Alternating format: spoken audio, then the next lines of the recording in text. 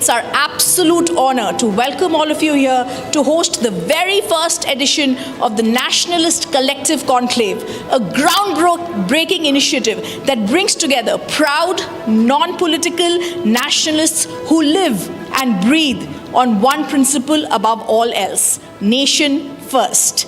Today we launch not just a forum, but a movement, a collective of committed Indians united by purpose and drive to build a stronger, united India. Today we come together, we celebrate something greater than ourselves, the spirit of nation and nationalism. In a world that's full of distractions, in a world that's full of divisions, nationalism is the powerful force that binds all of us Indians. It's the love for our land, the respect for our heritage, and the unwavering commitment to put India first in every decision, in every action.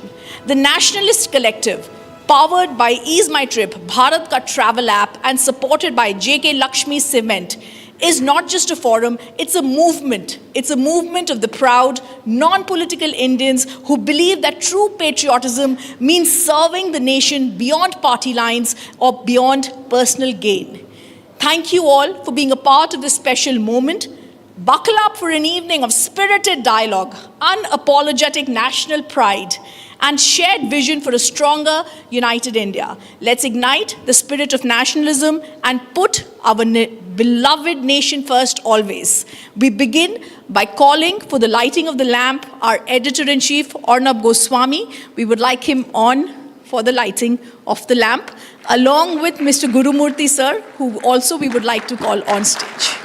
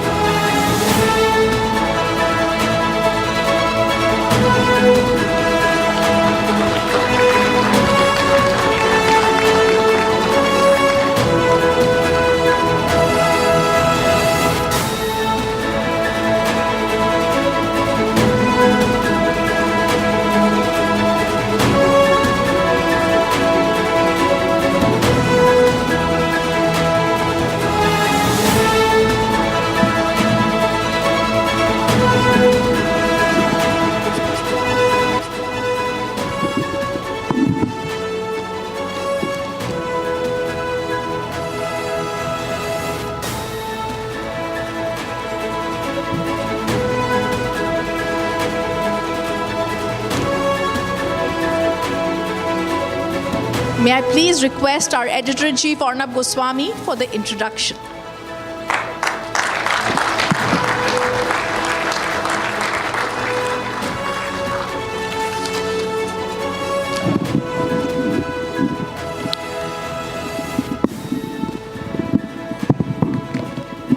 So ladies and gentlemen, and everyone who has come with us here this Friday afternoon, first of all, thank you very much for coming here, for being a part of this, and for all people watching this on their streaming devices, on television, thank you for watching. The Nationalist Collective is a non-political forum where the only qualification you need to have to be a member and to be part of the Nationalist Collective is that you have to be a nationalist. I don't want to complicate it. The idea is very simple.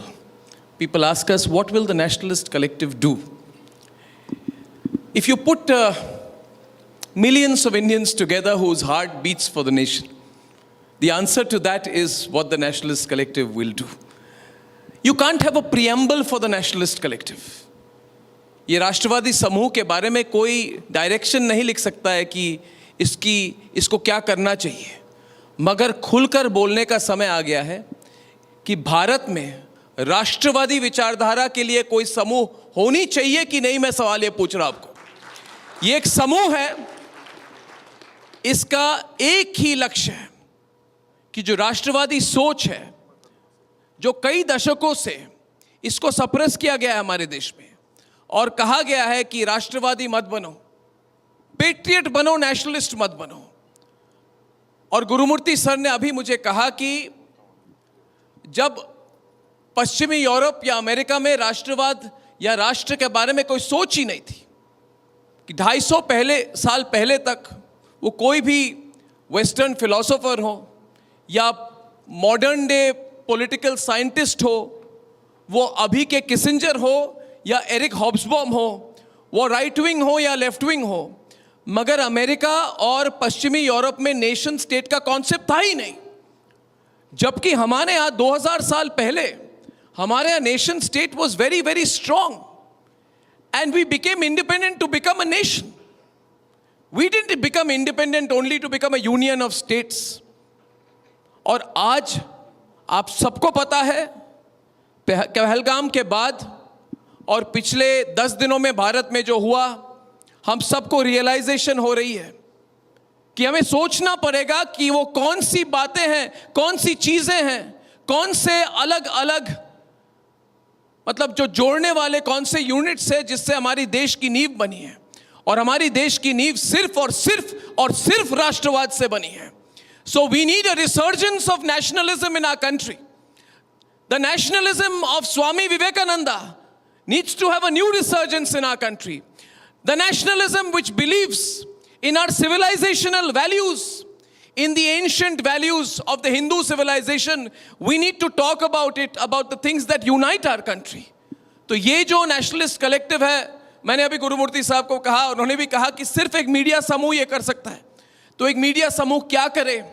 What does a news network do? We are told you give your opinion only on your program. We give our opinion on our program, कभी कभी ज़्यादा opinion दे देते हैं, मगर इससे ज़्यादा क्या हमारी कोई कलेक्टिव सोशल नेशनल रिस्पॉन्सिबिलिटी नहीं होती है? सच में कहा जाए, हम लोग अपने आप को कभी कभी सोचते हैं कि इतनी, मैंने जब पहला एक चैनल शुरू किया था, आज से 2006 में मैंने शुरू किया था एक चैनल टाइम्स नाउ, तब हमने सोचा था इसकी कैप्शन क्या होनी चाहिए। बहुत सोचने के बाद हमने कैप्शन उसमें रखी थी, फील द न्यूज़, यानी जो खबर है उसको महसूस करो, उसको फील करो। Don't just give the news, feel the news. और आपको मैं पूछना चाहता हूं कि 2008 में जब हमारे आर्मी के संदीप उन्नीकृष्णन जब भी when he became a martyr, I want to ask you, did you feel the news? I felt the news when I saw his cremation. I felt the news when I covered 26/11. I have felt the news when I have covered Pulwama. And I have really felt the news when I have covered the news over the last 1 week. इसीलिए हम खुलकर कहते हैं, हम एक ideology driven network हैं, थे और रहेंगे। और हमारी आइडियोलॉजी है, we are sworn to nationalism, to राष्ट्रवाद। इस पर खुली डिबेट हो जाए, कोई कहे कि गलत जर्नलिज्म है तो कर रहे हैं गलत जर्नलिज्म। देश के लिए जर्नलिज्म करते हैं हम, देश के लिए कुछ भी करने को तैयार हैं, और कोई खबर वो नहीं लगाएंगे कभी भी जो देश के इंटरेस्ट के खिलाफ हो, राष्ट्रहित में नहीं हो, तो वो खबर कभी रिपब्लिक नेटवर्क पे नहीं जाएगी। और जो हमें जानते हैं वो हमें बिलीव भी करते हैं कि हमारी ऐसी सोच है। तो एक विजन है, एक सपना है। I have a vision, I want to share it with you. I hope that this small effort of ours, which is starting here with 200-300 people in this hall, becomes a big national movement. I hope that people watching this in various parts of the world and in India join the Nationalist Collective. And I hope they do in their small way something which helps the country. And we will start by putting out the right information. And I think the most important thing is to motivate the youth of the country. The Nationalist Collective will do 4 things. We will go to schools and colleges and spread the views about nationalism, talk about the history of nationalism, make Indians feel proud about nationalism. Secondly, we will start a series of workshops and conversations so that the future generations of the country, jinke liye Narendra Modi says that 27 we will be a Viksit Bharat. We should be a Viksit Bharat, but a nationalist Bharat and a united Bharat as well. Development can not only be economic. So that is our second principle. The third idea, which is extremely important, is that we become an information mechanism to share information among each other, whether through social media. We are a very powerful media group now, sir. I'm very proud to share with you the Republic Media Network is among the top 3 digital and television news networks of the country today.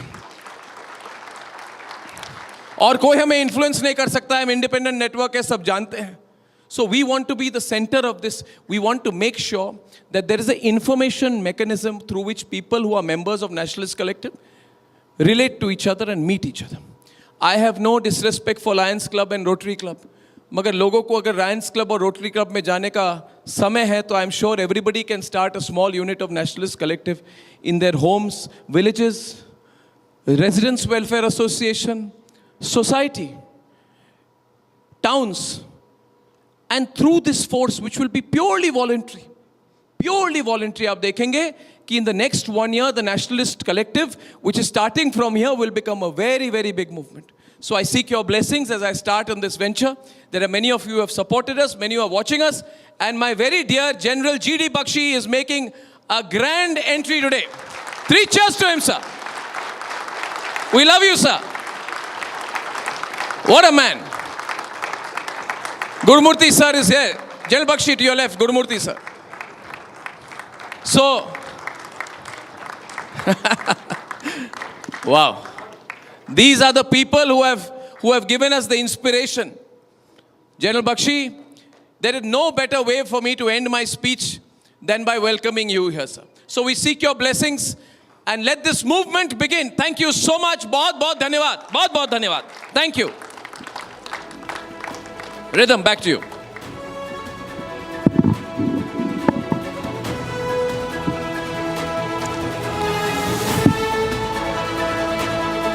All right.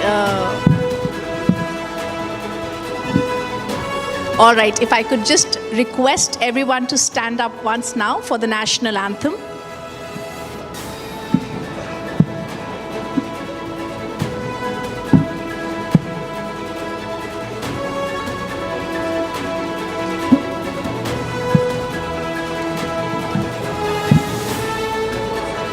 Yes. Vinayak जय हे भारत भाग्य विधाता पंजाब सिंध गुजरात मराठा द्राविड़ उत्कल बंगा विंध्य हिमाचल यमुना गंगा उच्छल जलधि तरंगा तब शुभ नामे जागे तब शुभ आशीष मांगे गाहे तब जय गाथा जन गण मंगलदायक जय हे भारत भाग्य विधाता जय हे जय हे जय हे जय जय जय जय हे भारत माता की जय.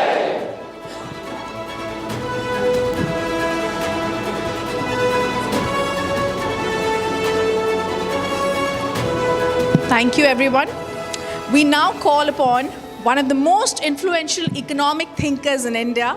He's an RSS ideologue, of course, a chartered accountant, a very, very sharp legal mind, the editor of Tughlaq, but also for us, most of all, a nationalist. He was arrested on 13th March 1997. He was the first crusader for free press. In today's age of many anti-national elements, when we begin the Nationalist Collective Conclave, we bring you one of the most important nationalist voices of our time, Mr. Swaminathan Gurumurthy, a legend, our champion.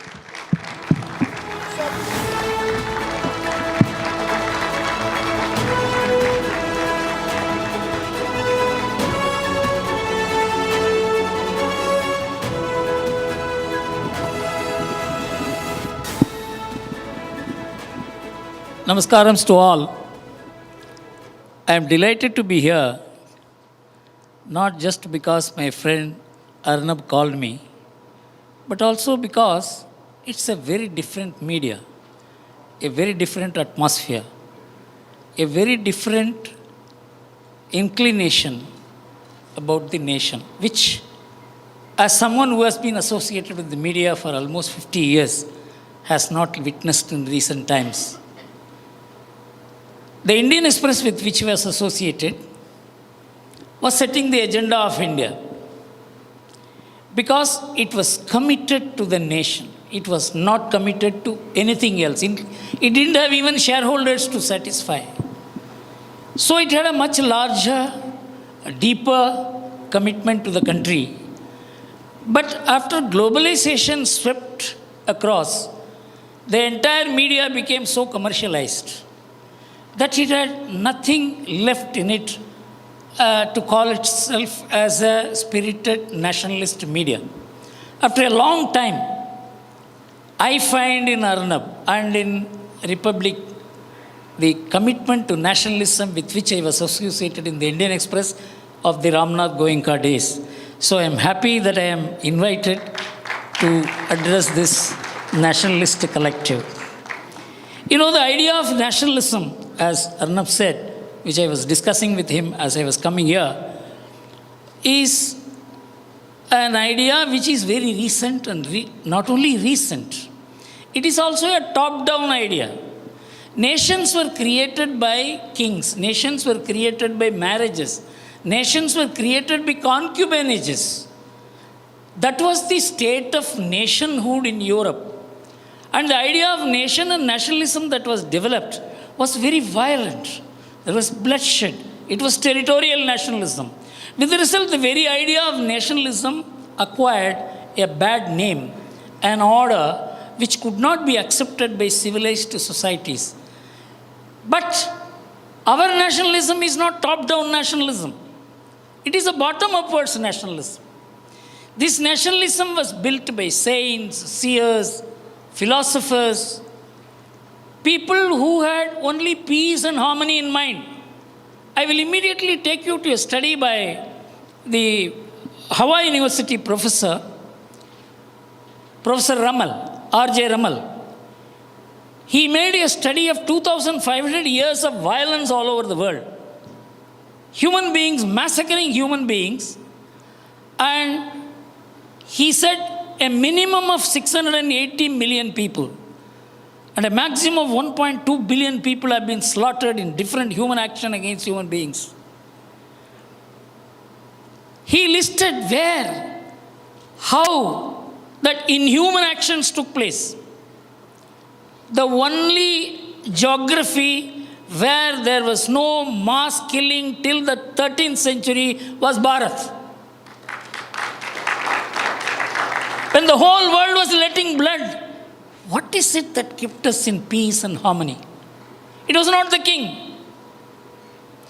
It was the great work done by our philosophers and saints and seers who made a whole population, which is 1/6 of humanity, perhaps much more at that time, to live in peace and harmony with each other, despite all the differences. In fact, there are studies which show that India is the only country which could manage to live with so many gods.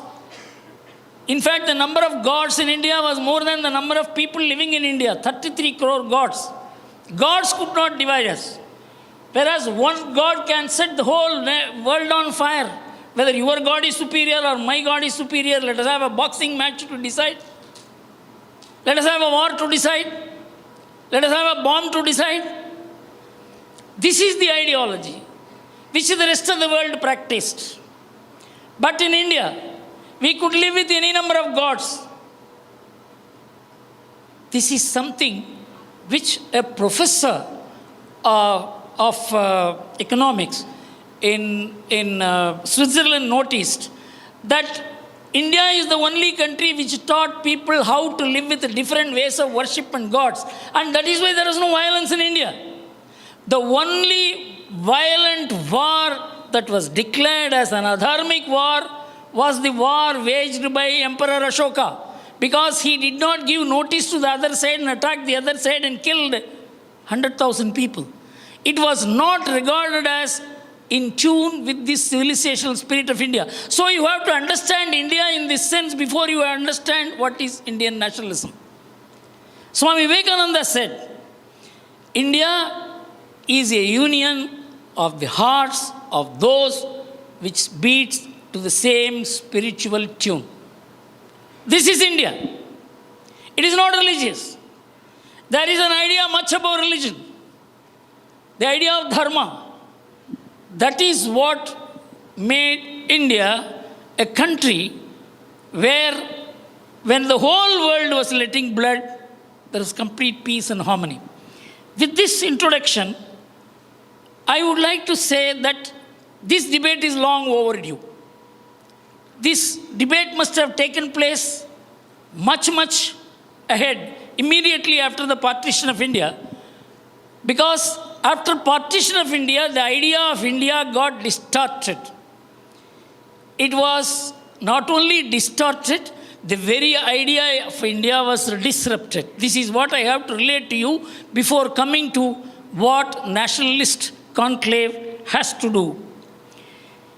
You know, after independence, we became arrested by context. We became victims of contextualization. We began to be driven by day-to-day politics. We began to be driven by elections. We began to be driven by the idea of how to win elections, even at the cost of nation, even at the cost of the idea of India. But that is not what drove the freedom movement. The freedom movement was driven by such higher values, higher ideas, led by people of such high caliber, that there was a disruption. That is where I am going to take you now. You know, 3 generations of Indians have been completely turned illiterate, at least ignorant about the idea of India post-independence. What was the idea that drove the freedom movement? If you compare it, then you will know the extent of ignorance into which we have been driven by our education system, by our media, by our government.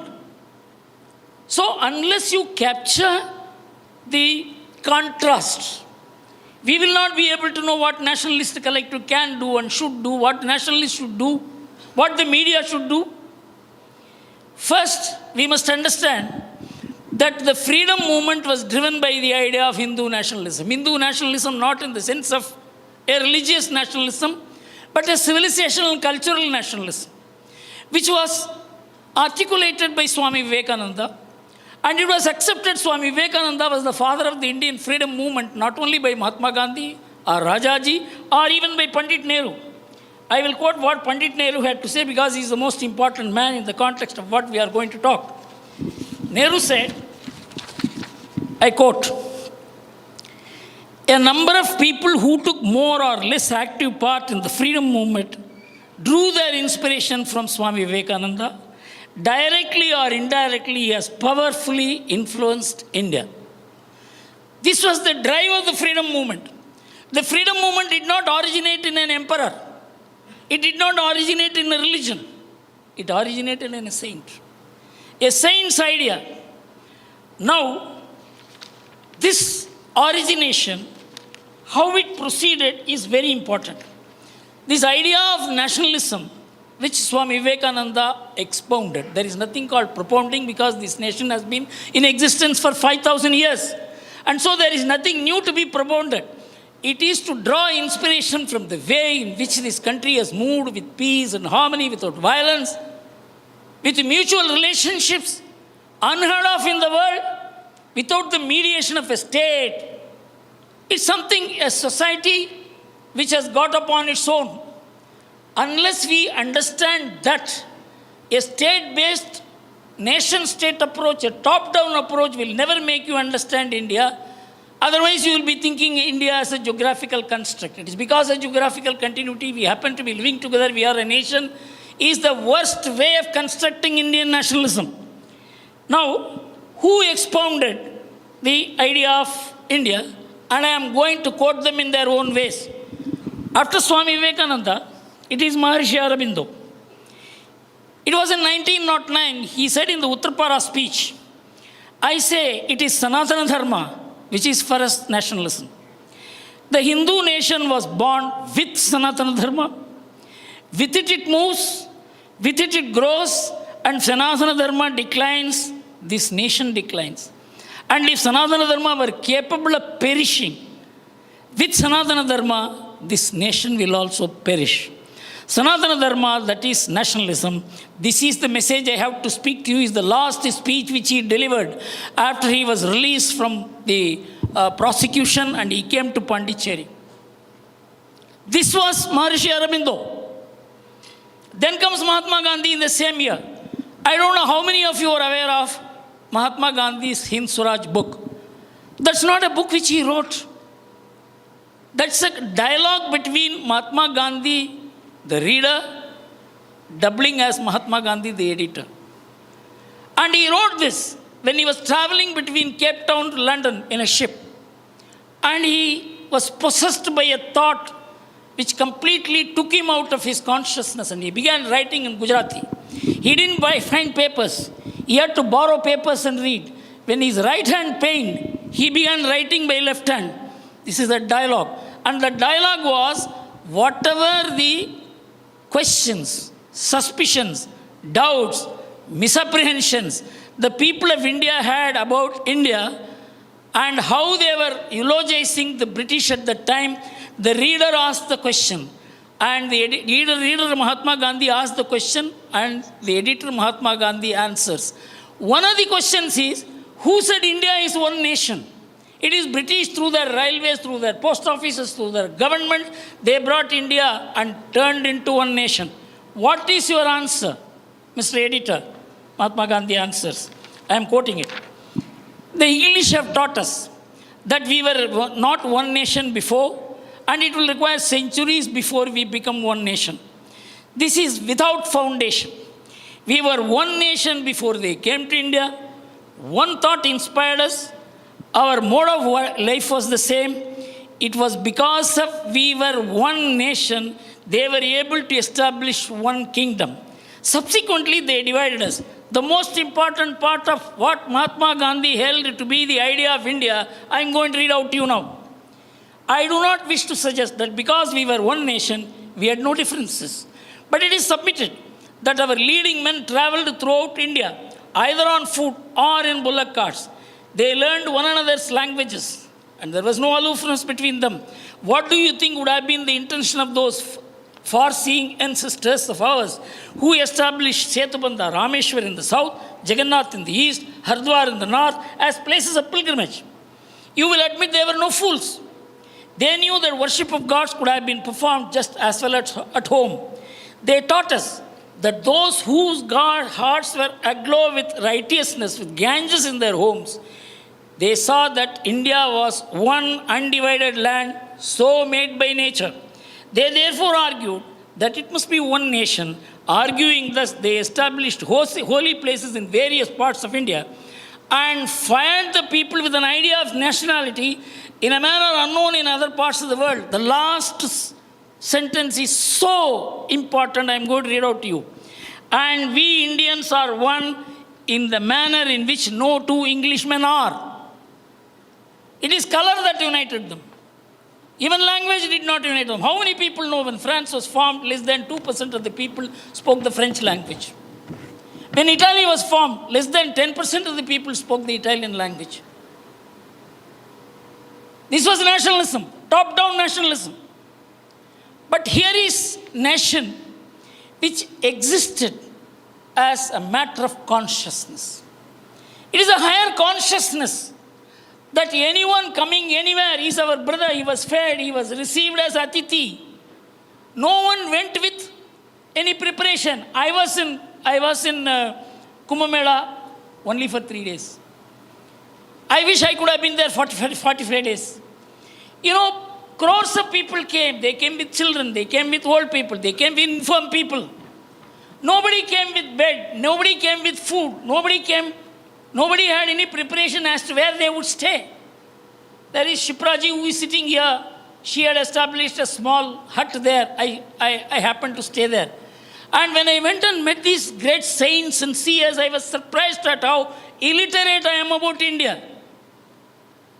How the Naga sadhus had sworn to defend India. How Emperor Akbar was met by Swami Madhusudan Saraswati, who said that our people are being slaughtered and killed, our saints and our sannyasis are being killed by our people. You are not protecting them. Emperor said, gentlemen, I cannot stop our people from killing. You start an army to kill our people. I will not take action against both. This is a recorded history. Then the Naga sadhus were given arms. And the fourth Varna people were also brought in. The Naga sadhus take a vow to defend India is not a matter which is known to India. We only look upon them as curious. This is the distance between us and how this country is safeguarded by people who are sworn to defend this country. And Mahatma Gandhi was right. And I found in a latest book what Mahatma Gandhi did to build the Congress. In the Nagpur Congress session in 1920, he invited the Naga sadhus. The British were stunned because Naga sadhus had such a deep reach in the society. And the secret document which I read showed that if the Naga sadhus and farmers, if the saints and farmers come together, the British will have to vacate India. That is why Mahatma Gandhi became a farmer in appearance and he also became a saint in appearance. It was not that Mahatma Gandhi with a coat or suit could never have influenced India. He identified with India. 1 year he traveled across India to know what is India's mind, what is India's likings, what is India's vibrating points. And a Mahatma Gandhi, new Mahatma Gandhi was born. And that Mahatma Gandhi recognized that India's consciousness is built around people moving from one end of the country. Every part of India is sacred. Is the consciousness of India that makes Indian nationalism. Now I will immediately go to America. There was a debate after Trump came to power in 2020. There was a debate after Trump went out of power as to what's happening in China, in America. In 2022 September, a letter was written by 5 army chief of staff and 6 defense secretaries to Pentagon. They said America is so divided today that no one, Democrat doesn't want to look at a Republican doesn't want to look at a Democrat, and a Democrat doesn't want to get married into a Republican's house and vice versa. That used to be a 50%, 5% difference between the two parties has grown into a 60% difference. And there is violence in each people's mind. It is not based on color, it is based on religion, it is based on the place from where people have come. And so if a Trump or Trump-like figure contests the elections in 2024 and loses, there will be civil war in America. Army will not maintain neutrality. This is the letter. You can find this letter in internet. Then Pew Research wrote a research story. Every country is politically polarized and America is also polarized. But there is a difference.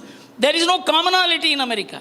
There is nothing in America which keeps America together except the government, the army, the court, the police. It compares. 2015 Time magazine brought out that in Italy there are 30,000 canonized saints. In America, just 3.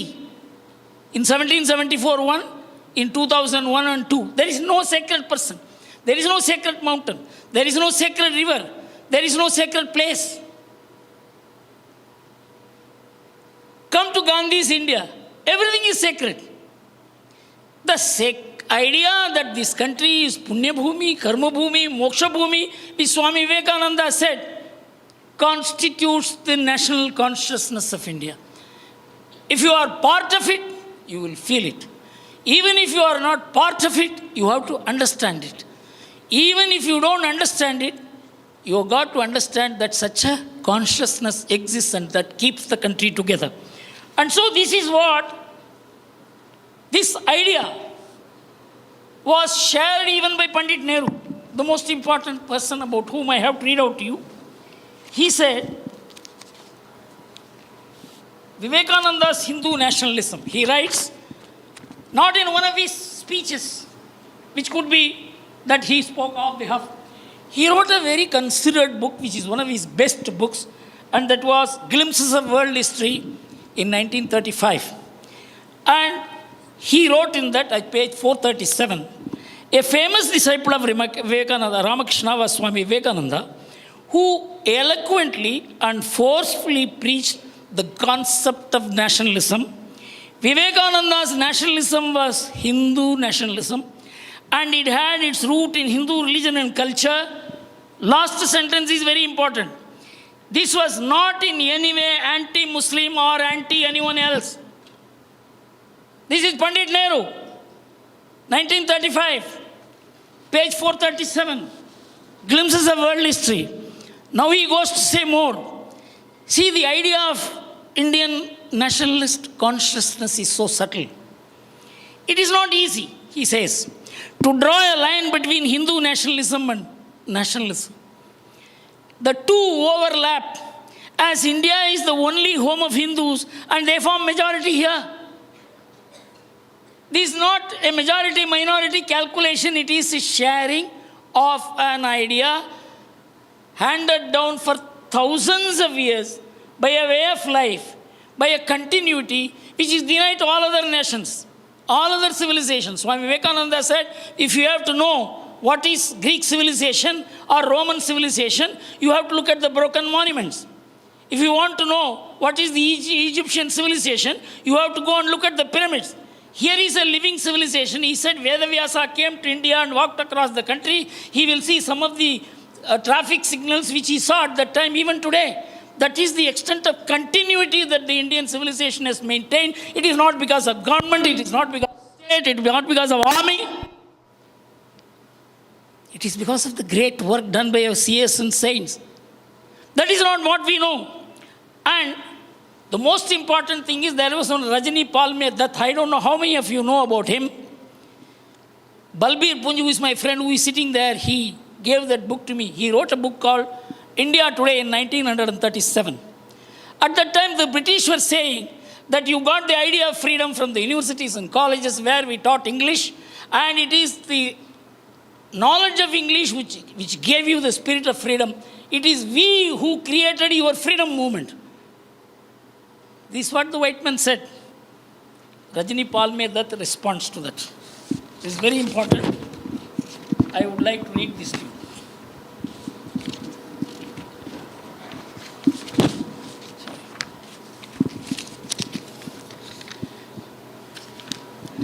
Sorry, somewhere I am missing.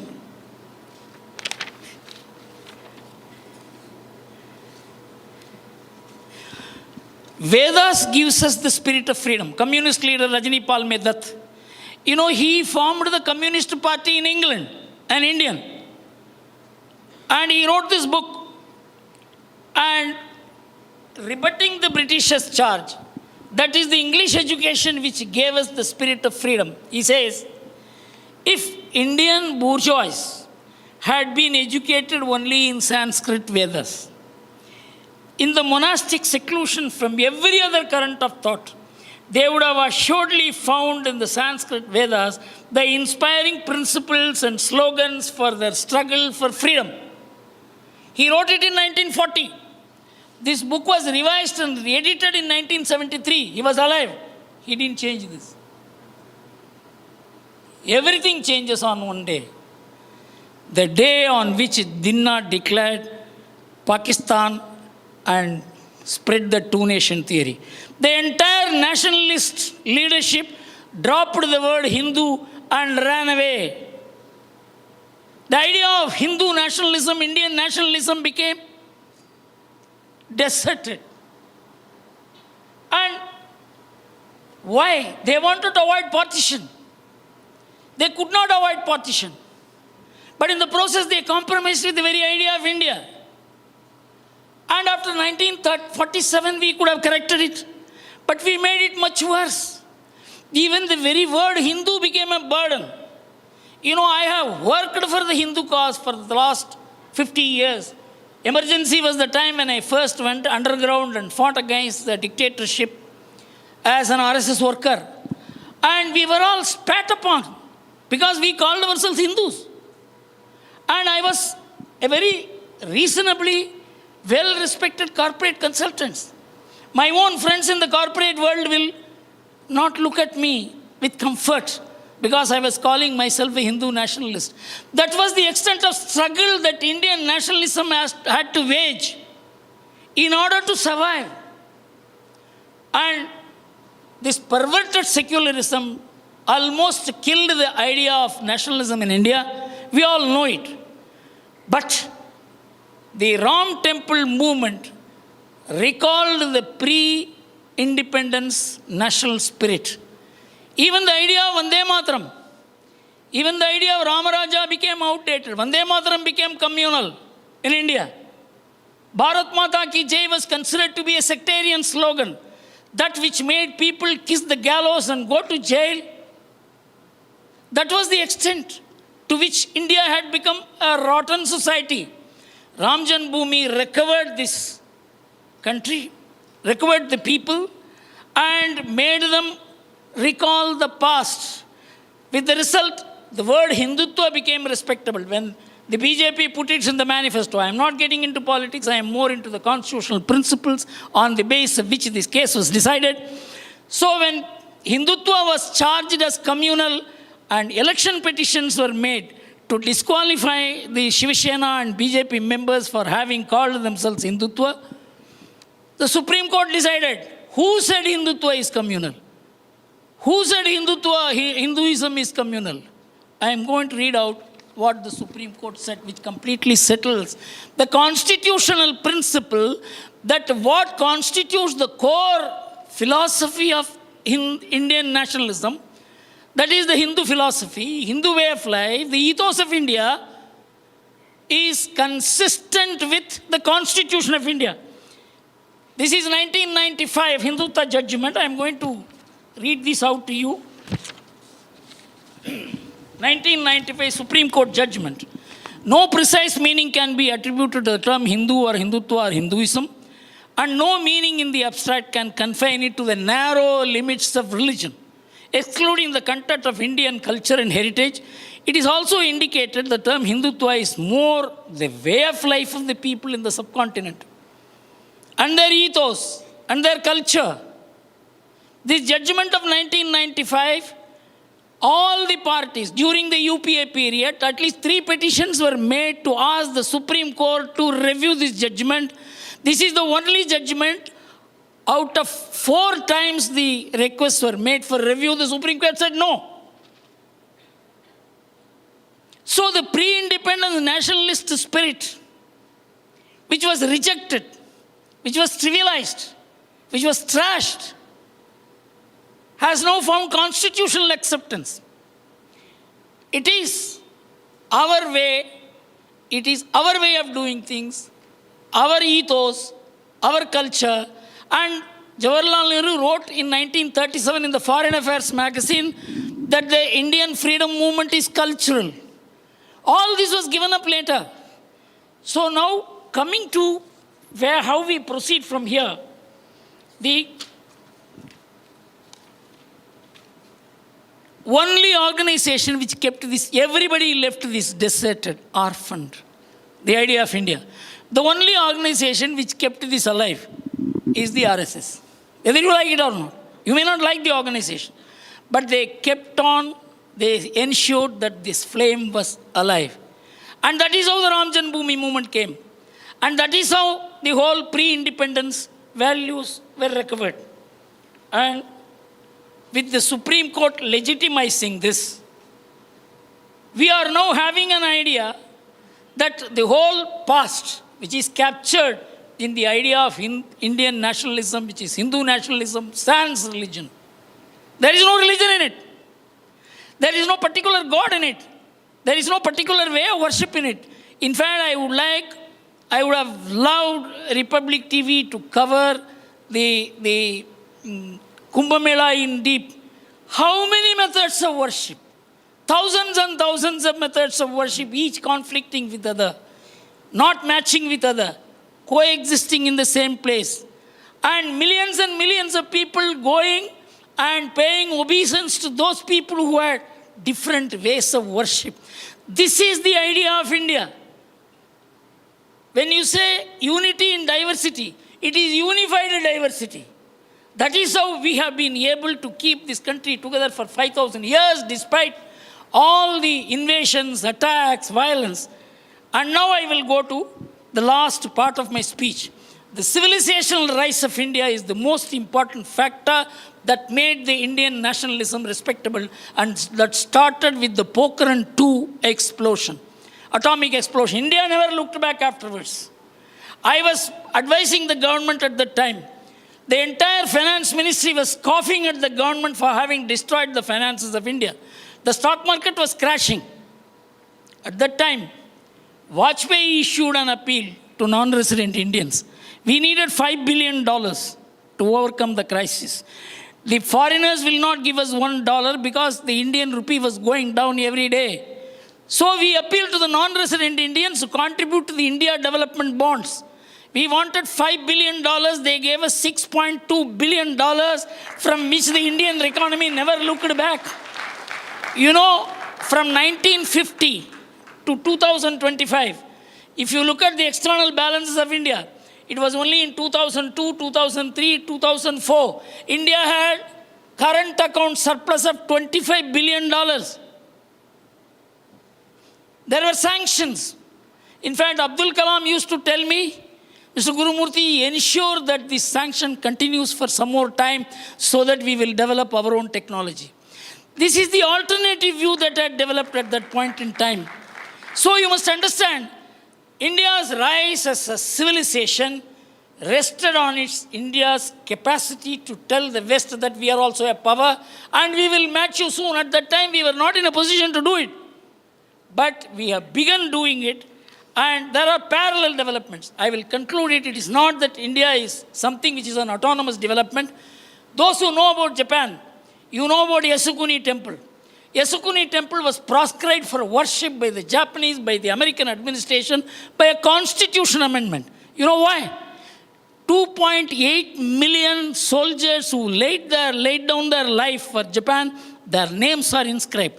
That constitutes the consciousness of Japan. People go and worship there. So they proscribed it. Nobody could go there. No leader would go there. Yasukuni means it is something which is warmongering. And more than that, the war hero of Japan, General Tojo, his urn was smuggled and kept there. In 1948, like Ram's idols were kept in Ram Janmabhoomi. Parallel. Ram Janmabhoomi movement rose in 1995. In 2004, Koizumi, who was the Prime Minister of Japan, went and worshipped in Yasukuni Temple. The whole world pounced on him. China, Korea, America, Russia. He just worshipped and came back. That's all. And Abe, in his first term, he didn't go. In the second term, he went and worshipped. The whole world had accepted it by that time. When Abe was asked, what do you feel? He said, I felt bad because I didn't come in the first term. In Japan, Shintoism and Yasukuni Temple has been normalized. In India, Ram Janmabhoomi has been normalized.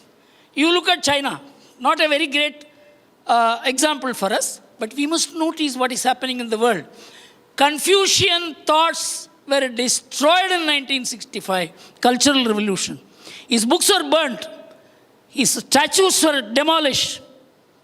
Today, Neo-Confucianism is the new identity of China. And they have established 372 Neo-Confucian centers all over the world. And Xi Jinping, the Communist Party, fought against the entire past and civilization, culture, values, religion of China. He now says 5,000 years of Chinese civilization is guiding us, will guide us in future. We are living in a civilizational world today where nationalism is the most important, most critical philosophy. And I am extremely happy that Republic TV has taken up this mission. And I want this to become a movement, a mass movement outside the realm of politics, government, outside the realms of narrow interest. And I would like Arnab to take this as a mission and do it. Thank you very much.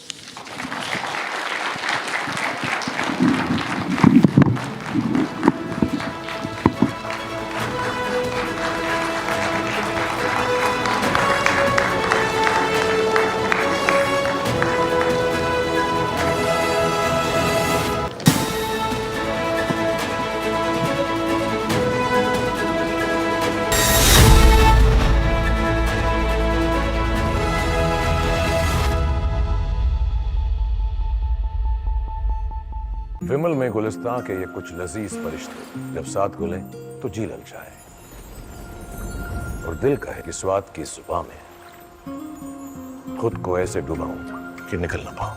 विमल की जुबान कुछ है ही ऐसी, मानते हैं? विमल, बोलो जुबान कैसी? MDH की देगी मिर्च, देगी मिर्च का तड़का, अंग अंग फड़का। MDH की देगी मिर्च। Our editor-in-chief, Arnab Goswami, we would like him on for the lighting of the lamp, along with Mr. Gurumurthy sir, who also we would like to call on stage.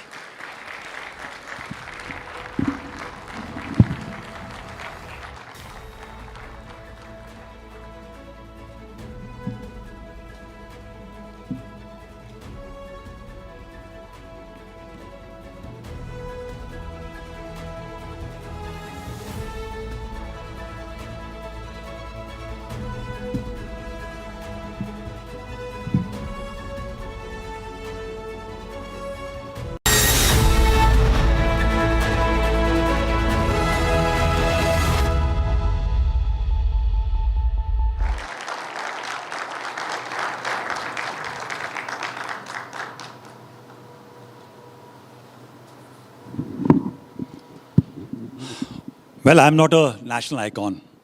I'm just a simple citizen, soldier, Indian Army officer, and of course, now I'm retired. An absolute civilian as they come, but the soldier in me, I guess, never dies. So when you speak after a thought leader, you are actually challenged. You know, when S. Gurumurthy ji, who's just left, has spoken, actually you have very little to say. I can only compare it when Rohit Sharma and Virat Kohli have batted. I think there's nothing much to look forward to. But yet here I am. I need to bat that balance of the part. Nation first comes very naturally to a soldier. When Captain Vikram Batra, Captain Manoj Kumar Pandey decide to walk into the hail of bullets, knowing fully that the arms of death await them. They don't walk in with the idea of glory which will follow. And I can, trust me, I can share with you, for each person's whose glory gets acknowledged, there are scores who die for the country unacknowledged, unknown. Their only desire and commitment is nation first. The Nationalist Collective is to work, fight, die for the country, and come back, if required, wrapped in the tricolour. So for us, as soldiers, it comes very, very natural. When the tricolour flutters on a pole, or when a body comes back wrapped in the tricolour, draped in the tricolour, our emotions remain same. We salute both. When the national anthem is sung, I'm not sure how many of you have the stirrings of your nape, your hair rising on a nape. Old man, 60 plus, 61 plus, it happens still for me every time I see the flag or I hear the national anthem. It gets me young.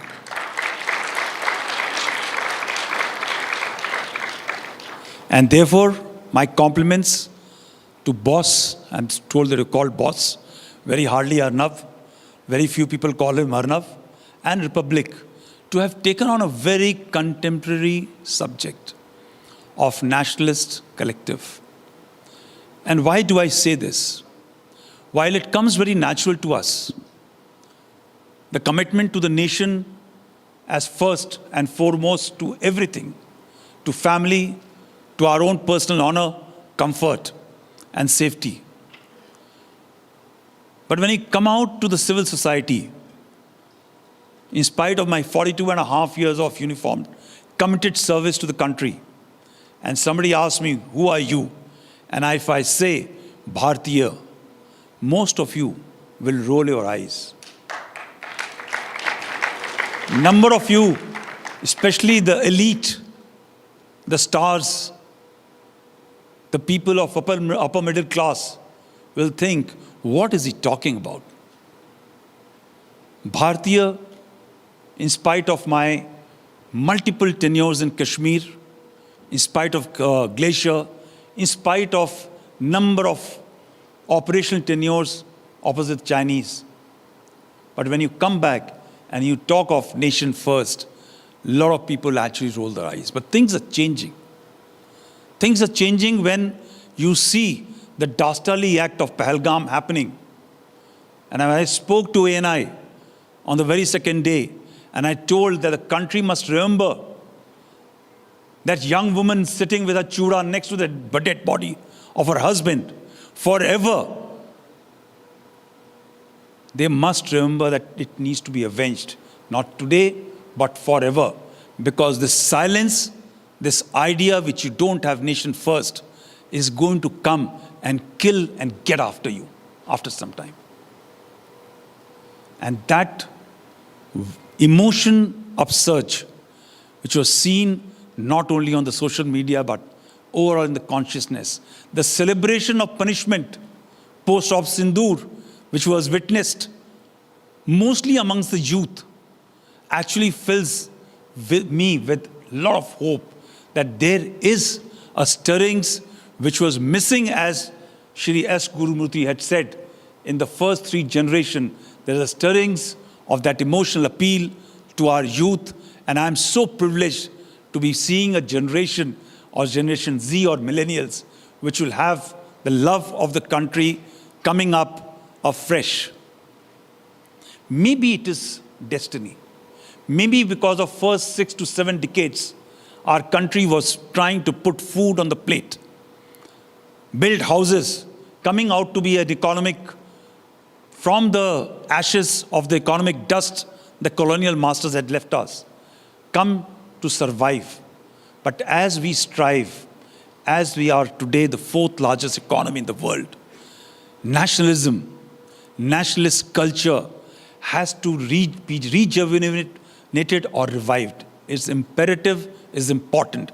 Because as you strive to sit on the high table of the global powers in a multipolar world by 2047, as Viksit Bharat, trust me, every other country, small or big, is going to fight to deny you that space. And they are going to come after you because our country, Bharat, is extremely unique. We are divided vertically, we are divided horizontally. We are segmentized by language, by food, by culture, by dance, by the way we look, by geographical entities in terms of differences. We are so divided that the political parties are, finding new ways to divide us and come out for a vote bank politics. And I and million soldiers who are serving on the borders, who are veterans like General G.D. Bakshi,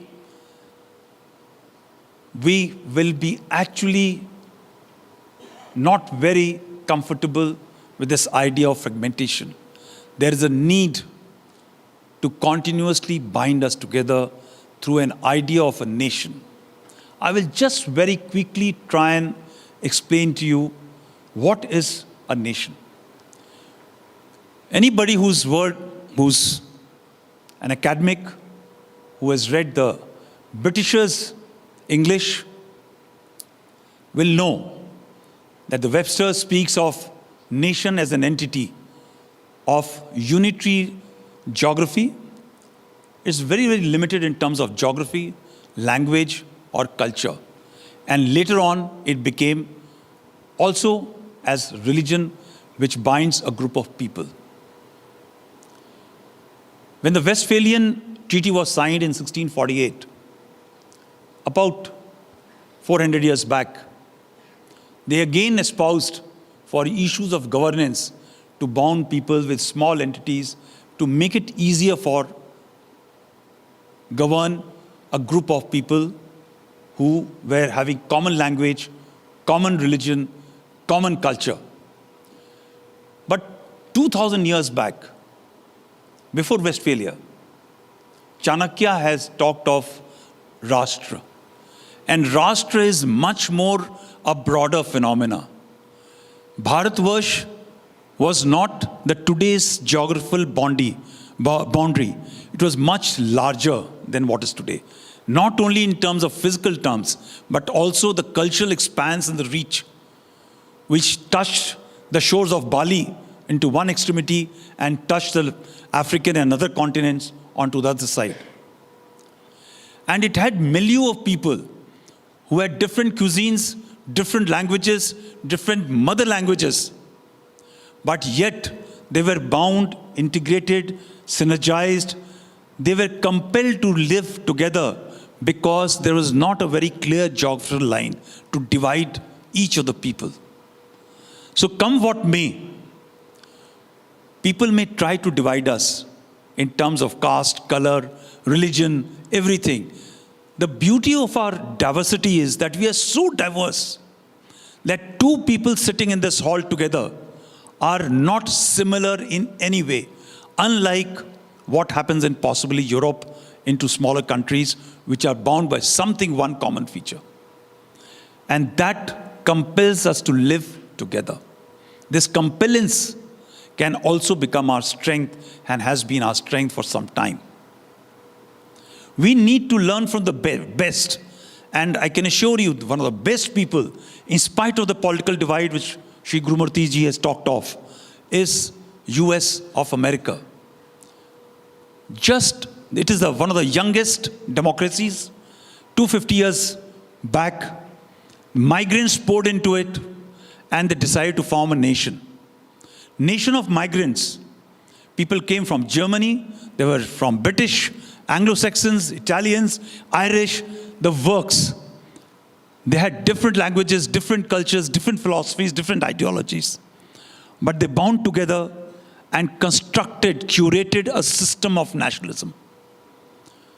Everything which you go to US is curated to strive to espouse a feeling of nationalism. School children from tiny tots are carried for conducted tours by order, by compulsion.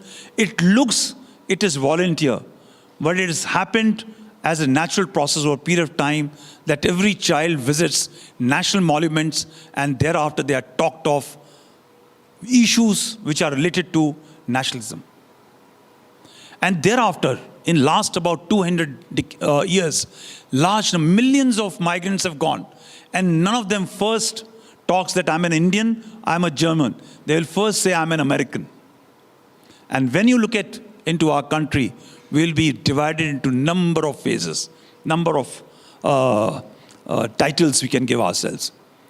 I hope that in the end, if we are able to work out a way forward, way ahead, we all, when we are asked in India and outside, who are you? The first answer should be, we are Bharatiya, we are Indians. I had put out a quote when Op Sindhu was happening on my Instagram handle. Be the citizen worth fighting for. A message from Indian Armed Forces. It can only happen when you have that feeling of the love for your tricolor in your heart. I'll just simply give an example of Indian Armed Forces. We are a microcosm of our country, of our Desh, Bharat. Every segment of our society comes and sits, is part of our armed forces. What happens? That a recruit who comes out of a village, semi-urban or an urban area, within 9 months, by the time he becomes a soldier, he no more remains a Malayali, a Tamil, a Bihari, or a Kashmiri. He becomes a Fauji, a soldier, willing to come back home in tricolor, draped in tricolor. There is something which transforms. And a young man who joins Indian Army as an officer, within just about a year's training, something transforms him magically. That he thinks of nothing else, of his regiment and of his country. Maybe we need to learn from the ethos and the values which transforms this young man of 16 to 18 to 19 years old to be that man who has to be respected and loved and acknowledged. I'll again give a very small example. When you start flying tricolor and you normalize it, and this was an experiment we did in Kashmir. If you recall, few years back, there were all types of flags which are normal in Kashmir. But when we started a movement called Tiranga movement in Kashmir, it was not a compulsory movement. It was a movement which was through the people, for the people. But it just required some degree of encouragement, a positive encouragement and participation. And today, you know very well that Lal Chowk is draped in tricolor. There was a movement yesterday which was carried out to celebrate Op Sindoor by the people of Kashmir, all carrying tricolor. There are a large number of events which are conducted not only from Lal Chowk, from multiple sources in Kashmir, wherein people actually fly tricolor with pride. It is matter of just normalizing it. Unfortunately, flying a tricolor has become subservient to flying different type of other colors. The day we start normalizing, I think nation first will become not only a movement, it'll just become something what is very common in America. And I stayed for 1 year and I used to always wonder, each house of a Mexican, of an Indian, of a Anglo-Saxon used to have their star and stripes flying, right? He may be any part of the divide of the political spectrum, but they always carried star and stripes as something to recognize with, right? And I'm sure with this venture which you've launched, Arnab, we should, and it is possible. It is possible to do it in a decade's time. But yes, it has to be a people's movement. It has to be a movement through the government machineries which needs to be rolled out effectively, and we can achieve this in no time. Thank you so much.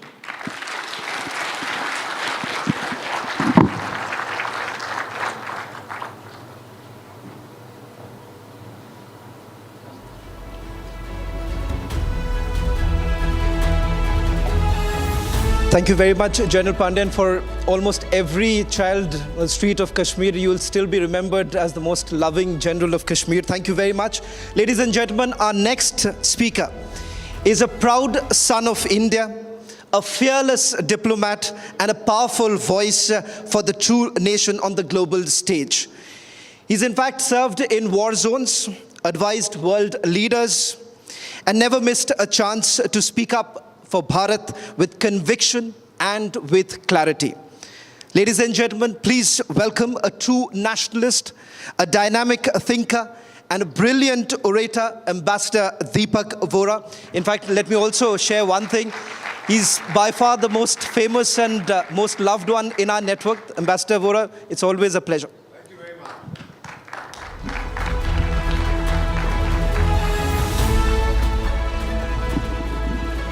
Thank you very much, Mr. Goswami. Do I have your permission to start? All General Sahiban, the legends, and sons and daughters of India. Mera naam Deepak hai. By way of introduction, I'm 74 years young, still very good looking. I've been in diplomacy 52 years and counting. And by way of family introduction, sir, my father is a Pashtun from Ghazni, a Pathan. My mother belongs to a Sikh family. और जो पठान और Sikh का खून मिलता है, the effect can be very deadly. Let the enemy know that. तो इसीलिए कहता हूँ कि I'm not Indian because I live in India. I'm Indian because India lives in me. Bharat मुझ में बसता है. Mr. Goswami, thank you for this wonderful opportunity. You are launching a movement. I'm old enough to know that it will be analyzed. People will do their doctorate in the Nationalist Collective that you have launched today. You'll go down in history as an outstanding son of India. Thank you for being an Indian, sir. To the young people sitting here and who are watching this program, बेटा 200 साल से ज़्यादा विदेशी ने मेरी किस्मत लिखी है. अब मैं लिखूंगा उसकी किस्मत और अपनी किस्मत आप लिखेंगे. अपने हाथों से आप उसकी किस्मत लिखिएगा, इस देश की किस्मत बनाइए. बड़ी जल्दी बता देता हूं, हम तो चाणक्य की संतान हैं. चाणक्य ने कहा था 6 चीजें, 6 things to be a developed nation, a powerful nation. First, he talked of leadership. We have a person, you've heard his name, Narendra Bhai Damodar Das Modi, consistently for 3 years ranked as the best leader in the world by Morning Consult. इसके लिए तो ताली बजाइएगा. The second thing he talked about is diplomacy, your influence. Thank you very much. We have the best foreign service in human history. That is why 120 countries of the so-called global south, 120 developing countries say India is our role model. और madam मैं उनको क्या कहता हूँ, जो Europe के बारे में सोचते हैं, तेरा ध्यान किधर है, तेरा हीरो इधर है. Look at India. We are the leader. The third thing he talked about was the military. General Saab, we have among the top 3 militaries of the world, thanks to children like you, sir. Thank you, generals. Thank you to all the soldiers. Fourth thing, Chanakya said, you have to have a strong economy. We're already the 4th largest economy in the world, on the way to becoming the 3rd largest. Then he said, you must have strong infrastructure. Sir, कौन सा देश है दुनिया में एक दिन के अंदर 34 किलोमीटर हाईवे बनाता है, 12 किलोमीटर रेलवे लाइन रखता है? More locomotives are manufactured in India than Europe and America combined. 8 airport एक साल में बनाता है, 2 मेट्रो सिस्टम एक साल में बनाता है. वो मेरी माँ भारत है, sir. We are able to do it. And the final thing that Chanakya talked about, before I conclude, he had said that education is essential. Please absorb the figure that I am giving you. America की आबादी is 340 million, 34 crores. Do you know, sir? We have 34 crore students in India. जितनी उनकी आबादी है उतने मेरे पास विद्यार्थी हैं. And by the way, 51% of our students are our daughters. These are the figures that we have worked out. Girls are doing brilliantly. May I conclude by saying that I heard Prime Minister at Patan, Gujarat talk about हमारा सिद्धांत है घर में घुस के मारेंगे. I was wondering कैसे हमारा सिद्धांत था, आप यहाँ तमाचा मारो तो मैं ये दे दूंगा, आप पेट में लात मारो तो मैं बोलूँगा पीठ में भी लात मारो. And then I asked my Gurudev, I said, what is he saying? My Guru said, Ramayan याद है? I said, हाँ याद है. He said, क्या हुआ था उसके अंदर? I said, एक राजा दूसरे राजा की पत्नी को उठा के ले जाता है, not a good idea. And then what happened? He said the Raja sends his chief spy master, the aggrieved king, to find out where she is. He goes there, delivers a message, and then burns the palace coming away. घर में घुस के मारा था. आज फिर से हम वही करेंगे. Sons and daughters of India, join the Nationalist Collective. बस इतना ही कहना चाहता हूँ, sir, to all the people gathered here. My sun is setting at 74.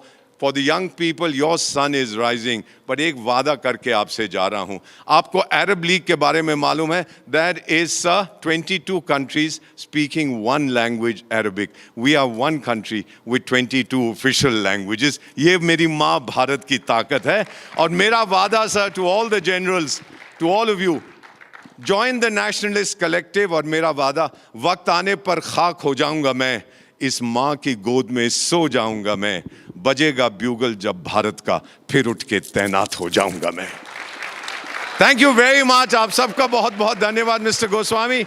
Thank you for all that you have done. May I come down and hug you, sir? That is something I wanted to do for so long. What an outstanding son of India. Thank you for being born in India, and thank your mother for gifting such a wonderful son to India.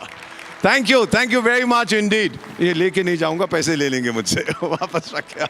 Thank you everybody. Thank you so much.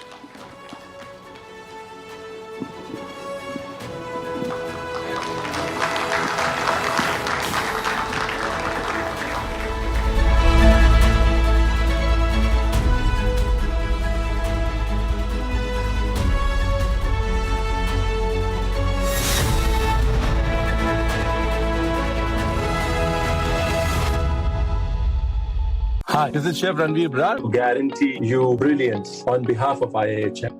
दादी के हाथों का जादू और खुशबू से महकता घर, माँ की मुस्कुराहट और खाने की सुगंध। MDH गरम मसाला, क्योंकि हर रिश्ता है स्वाद से जुड़ा।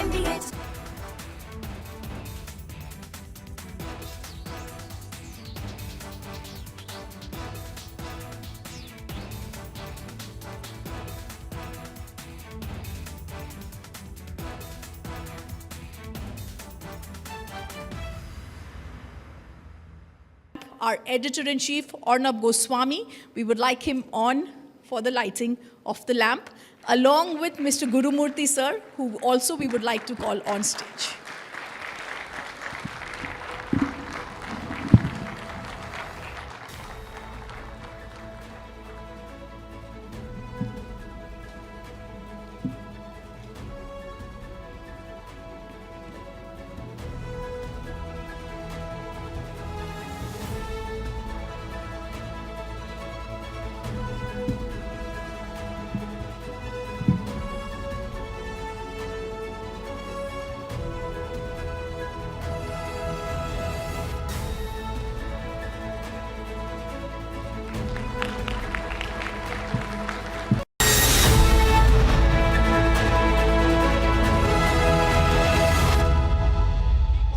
To the Akash missile system. Ladies and gentlemen, we're all sitting here in Delhi and we were wondering how was that missile shot over Haryana, Sirsa? It was aimed at Delhi.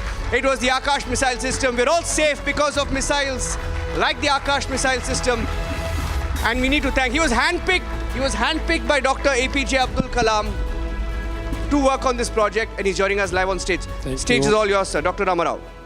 Thank you, Republic, and thank Arnab to have said you come and speak here. Of course, I'm not that good orator as just now you heard.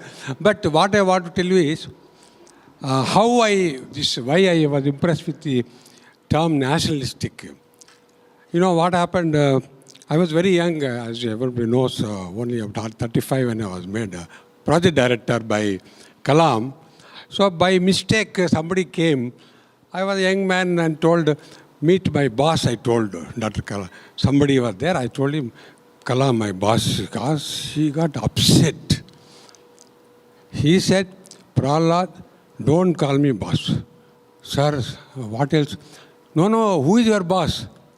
I didn't know the answer. He said, Akash is your boss. You are working for Akash? Akash is your boss, not me. And Kalam said, I also work for Akash because Akash is our goal. So this actually, the moment I saw it, I said, this is the spirit of my Akash team. So I had 1,000 scientists working from all over the country and working for one mission, that is Akash. For 15 years they worked. Most of them are younger to me. Some, of course, are senior to me. And what I saw is, they all, when we made a group, we called it Akashian. And no other name given. Everybody is Akashian. And we worked Akash. I am now trying to say, scale it up. What just now you all of you heard, nationalist movement, we have to work for one nation. See, if every individual thinks I am working for Bharat, what you say, that makes what a difference it will make. See, when I just tell all of you Akash, what a difference it made. We were able to make a missile system in the country, first time, fully made in India, no foreign collaboration, nothing imported, Indian boys, Indian girls, Indian companies, Indian academic institutions who gave us new science, we made it.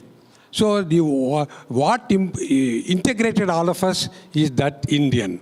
So Akashian. Same thing, what Arnab is talking is, can we when we are doing some work, first you question, see, I am doing this work for our country, Bharat. Whether I am doing a missile or I am doing a bridge or I am doing a software I am doing for my Bharat. If you have that spirit, I think automatically we all get integrated. I don't remember anything else except that if something I have to work, it has to go good for the country.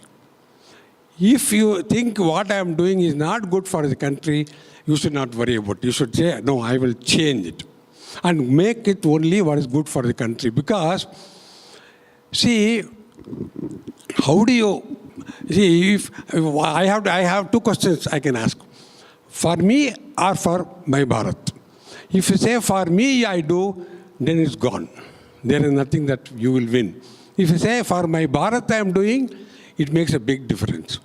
What I am doing, anything I do, whatever depending on your profession, your job, whatever I do, I have to ask one question before I take the next step. Will it be good for my Bharat?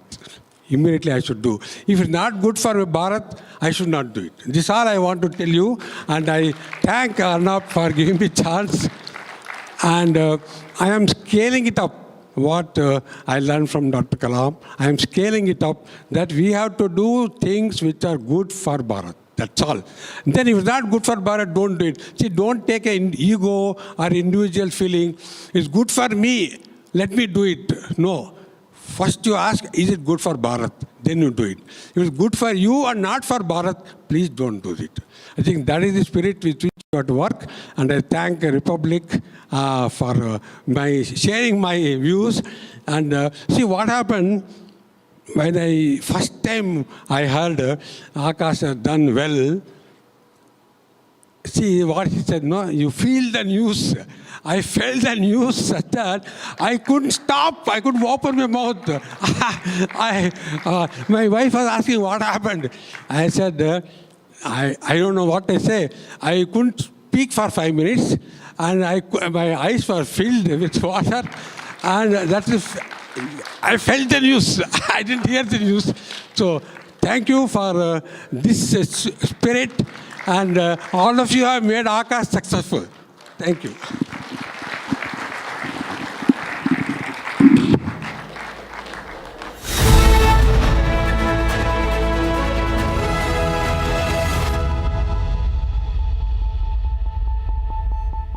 इसको घर पे लगाओगे तो शादी का तो पता नहीं, पर घर पक्का नहीं टूटेगा।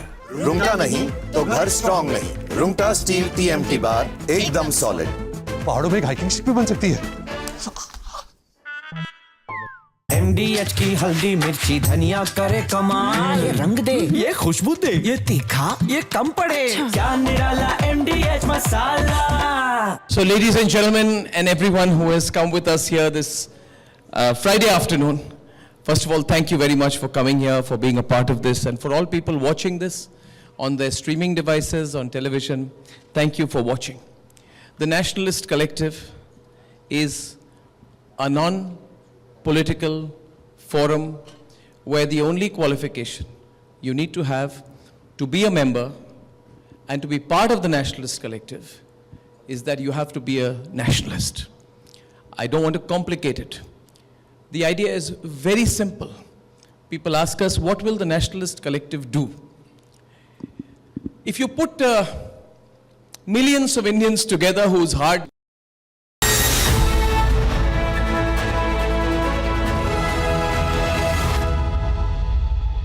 Hi, this is Chef Ranveer Brar. Guarantee you brilliance on behalf of IIHM. ये है सीक्रेट रेसिपी MDH का जीरा सिप जल जीरा मसाला। सिप सिप जीरा सिप जीरा सिप MDH का जल जीरा सिप जीरा सिप MDH का जल जीरा SIP.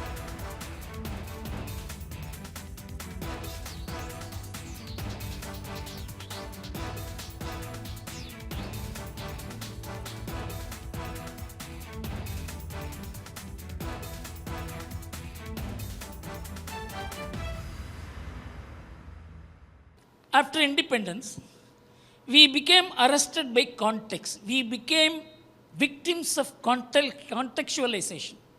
We began to be driven by day-to-day politics. We began to be driven by elections. We began to be driven by the idea of how to win elections, even at the cost of nation, even at the cost of the idea of India.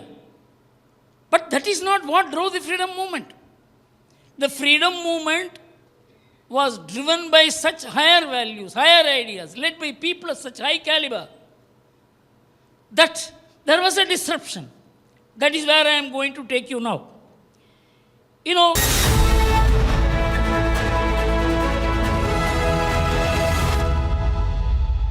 undeterred, she played a pivotal role throughout Operation Vijay.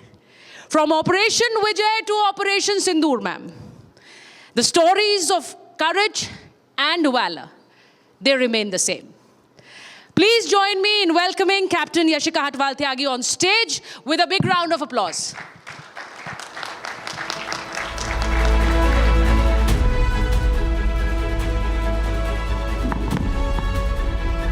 Jai Hind. Jai Hind. Well, the front row is very young. Let me ask others. How is the Josh? आज ये छत हिलनी चाहिए. ये nation first का जोश, ये confidence होना चाहिए. How is the Josh? Let me take a mic and ask you. How is the Josh? Tell my voice is higher than you. How is the Josh? That's better. That's better. Jai Hind. It is my proud privilege to be here on this stage. Thank you very much, Mr. Goswami. Thank you very much. Let me congratulate you on taking this spirit forward, as we say in army. And please pardon me by saying these words in front of Bakshi sir. Hold the bull by the horns. And you are starting this momentum that is going to roll on and gain huge, huge success. We all are rooting for you. I thank Sucharita for that very vibrant and full of josh introduction. First of all, let me begin by congratulating each one of you for the thumping victory of Operation Sindoor. Fills me with so much of pride to belong to the family of olive greens. Well, change is the only constant. And as we begin with the nation first, Nationalist Collective, this is the wind of change that is now blowing.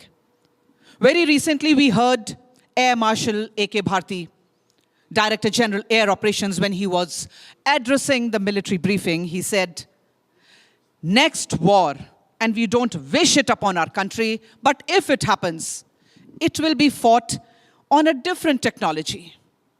Technology will change. And so, spirit, emotions, sentiments of patriotism remaining intact, the technology will certainly move on. And of course, all of us remember 1999, Operation Vijay, Battle of Kargil as it is popularly called. The hero of Kargil was Bofors. And this time, we have a new, as they say, national crush, the national hero, and that is the air defense system. Oh my God, what a feeling of pride. When those air defense systems were there, Chaudi Chhati Tan, aane do tumhare drones ko, we are here.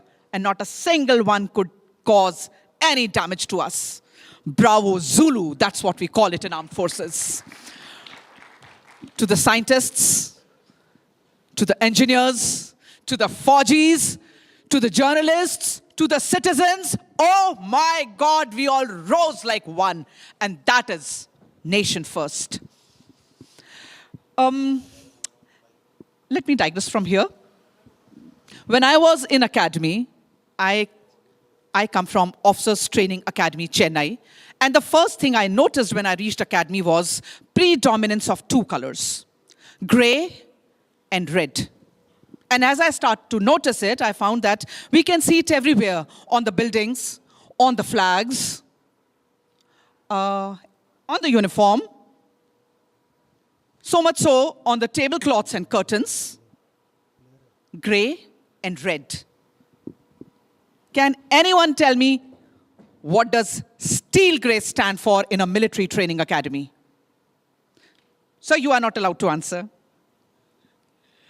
Well, this is the philosophy. This is the color pedagogy. Steel gray stands for nerves of steel. And red stands for valor, balidan, the color of sacrifice and the color of sindoor.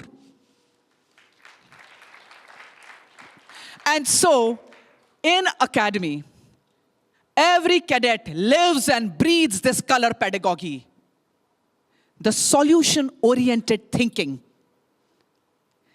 Even in the dire crisis situations, you must always have that nerve of steel and come up with a solution.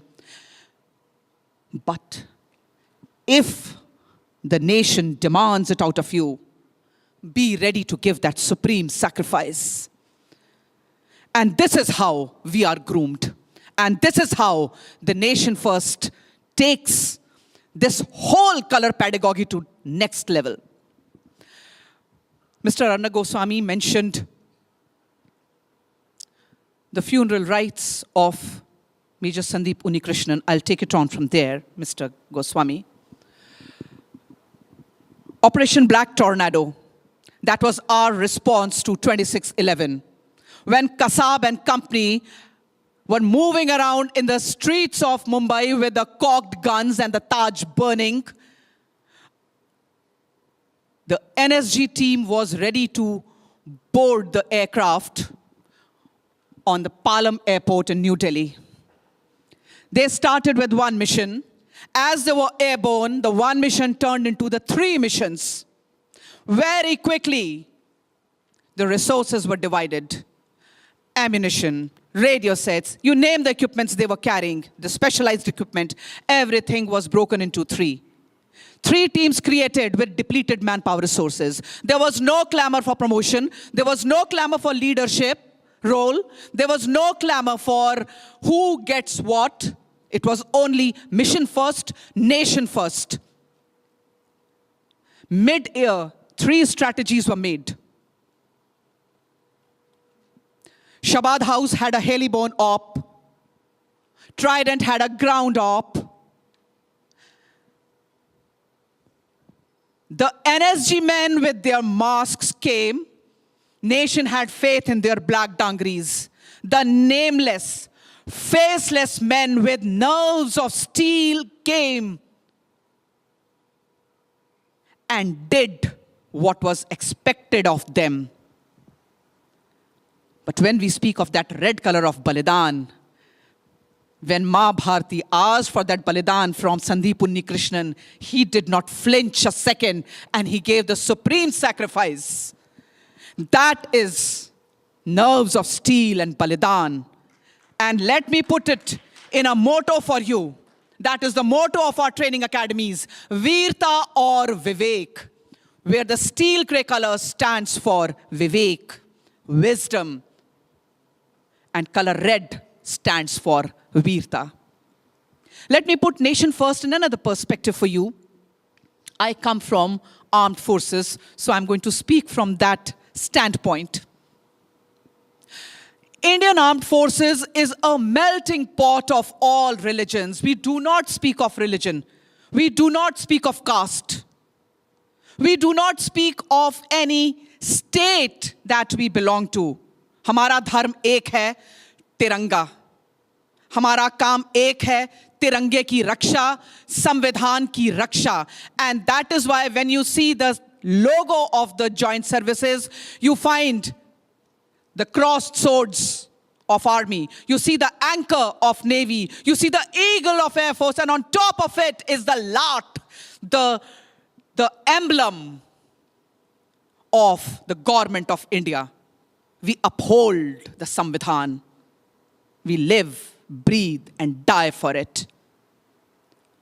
So let me give you another perspective of what dharma means to armed forces. So this is Operation Vijay.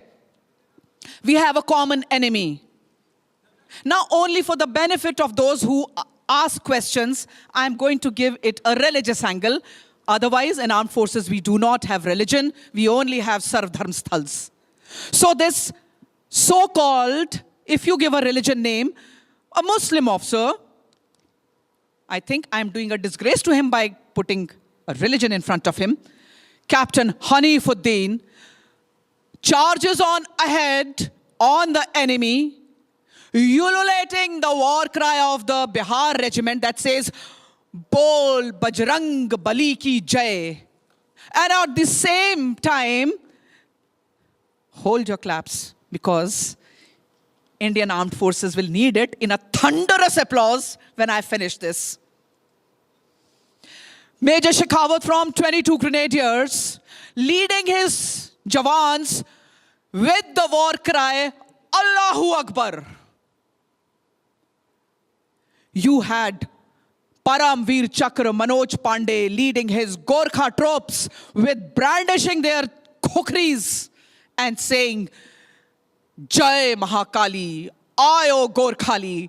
And at the same time, there was one Christian officer from Nagaland, from Rajputana Rifles, and he says, Raja Ram Chandra ki Jai. इसमें आपको कहीं धर्म दिखाई देता है? This is the melting pot of Indian Armed Forces. Our hearts beat as one. When Jammu and Kashmir Light Infantry gives out the war cry, Bharat Mata Ki Jai. And that sums up everything. Again, let me take you on a different roller coaster. Operation Vijay, we broke many barriers. One barrier was still to be fought. Indian Army does not have any bias, no gender bias, no religion bias, no caste bias, but nature has a bias. Nature makes mothers out of women only. At the time of Operation Vijay, I was in my second trimester of pregnancy. My 4th, 5th, and 6th months coincided with the May, June, and July. These 3 months when we fought Operation Vijay in the highest altitudes. Role of my unit was to equip each soldier of the fighting forces with everything that they need to fight an effective battle against a very, very well-entrenched enemy. Everyone's spine stands 2 inches higher when you see a woman giving the best version of its gender. And the 2 medals and a thumping battle report that I got makes me confident that I did something right. Now in Operation Sindoor, our chests swelled with pride when we saw those 2 lady officers, Colonel Sophia Qureshi and Wing Commander Vyomika Singh, sitting there every day telling the nation what is going on, keeping us abreast of every facet of the unfolding situations. But believe you me, they were only the tip of the iceberg. They were only representing my tribe, which was present in every discipline in which this war was fought.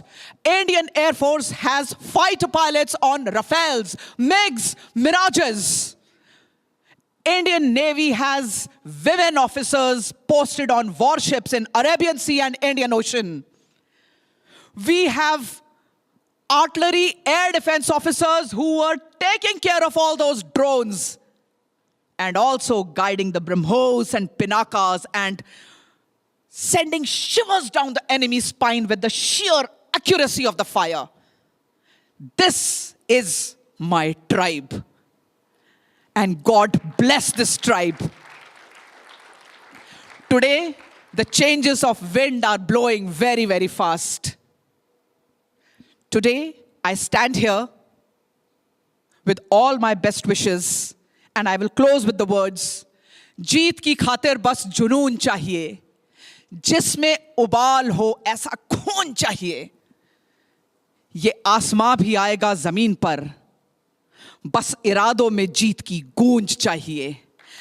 Jai Hind, thank you, and best of luck to Nationalist Collective, Nation First. Thank you very much.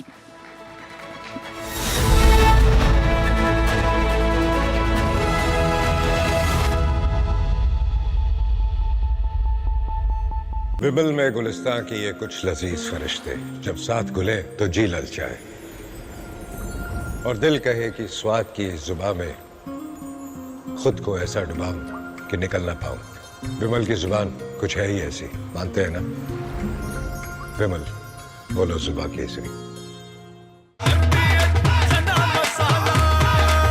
अब छोलिया हो या लोबिया, सफेद चने या काले चने, सब कुछ मजेदार बने।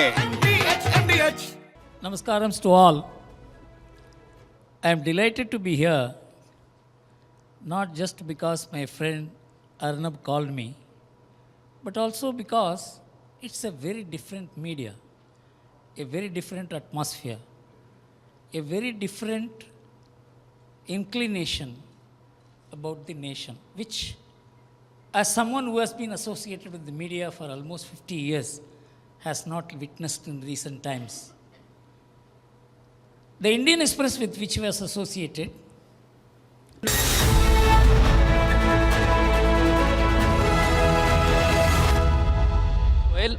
आज जो ये नेशनल कलेक्टिव मूवमेंट हमने शुरू किया है, दुनिया भर से रिपब्लिक के जितने व्यूअर्स हैं जो इस समय हॉल में मौजूद हैं, सभी लोग संदेश पढ़ रहे हैं। और मुझे लगता है कि अभी तक जितने स्पीकर्स हैं, चाहे सर गुरुमूर्ति थे, उन्होंने शुरुआत की और उन्होंने बताया कि भारत की आत्मा क्या है। इसके बाद दीपक वोरा सर ने भी हमें बताया कि उनके अंदर एक भारत बसता है, और साथ ही साथ हमने ये समझा है कि हम भारत के लिए कैसे जी सकते हैं। लेकिन आज मैं आप सभी को कुछ मैसेज पढ़ना चाहूँगा। और सोहेल, देखिए, आप लोग लिख रहे हैं कि जब हम ये प्रोग्राम देख रहे हैं, जब हम ये कार्यक्रम देख रहे हैं, तो हमारी आंखों में आंसू हैं, और एक एक शब्द जो यहाँ स्पीकर्स बोल रहे हैं वो रोंगटे खड़े करने वाला है। इतना ही नहीं, एक जर्मनी से हमारे पास मैसेज आया है सोहेल, और मैं बताना चाहूँगा, रघुराम जर्मनी से लिखते हैं कि वो जर्मनी से एक एक शब्द सुन रहे हैं और उनके अंदर भारत की भावना बढ़ रही है। इसका सीधा मतलब यह है कि आज से जो हमने ये नेशनल कलेक्टिव प्रोग्राम शुरू किया है, ये जरूर आगे जाके बहुत बड़ा प्रोग्राम होने वाला है। बेशक मुझे लग रहा है मृदुल, यहाँ खड़े होने के बाद जो एहसास हो रहा है वो पिछले 2-3 हफ्तों में जो हमने देखा है वो एहसास हम यहाँ महसूस कर पा रहे हैं। जो हमारे योद्धा, जो लोग आकर अभी बोल कर गए हैं, उन्हें सुनने के बाद उन्हें वैसे पूरा देश सुनना चाहता है और सुनता है बहुत ध्यान से। हमें लगता है हमारे अंदर जो रिस्पेक्ट, जो फीलिंग, जो एहसास हमारे वेटरन्स के लिए है वो अद्भुत है। अब मैं चाहूँगा कि आप गेस शायद आपने कर लिया होगा मंच पर किसको बुलाने जा रहे हैं। उनका नाम और उनकी आवाज़ सुनकर पाकिस्तान के भी पसीने छूट जाते हैं। और जैसा मैंने कहा, उनका जन्म जबलपुर में हुआ, लेकिन बहावलपुर तक धमक है। 1971 और 1999 की जंग में उन्होंने पाकिस्तान को पीटा, राजौरी पुंछ में आतंकवाद का सफाया किया। मैं मंच पर बुलाना चाहूंगा मेजर जनरल जीडी बख्शी साहब को। बख्शी साहब का हौसला आकाश से ऊंचा है और पराक्रम रफाल की तरह है, और तर्कों की जो सटीकता है वो ब्रह्मोस जैसी है। Sir please.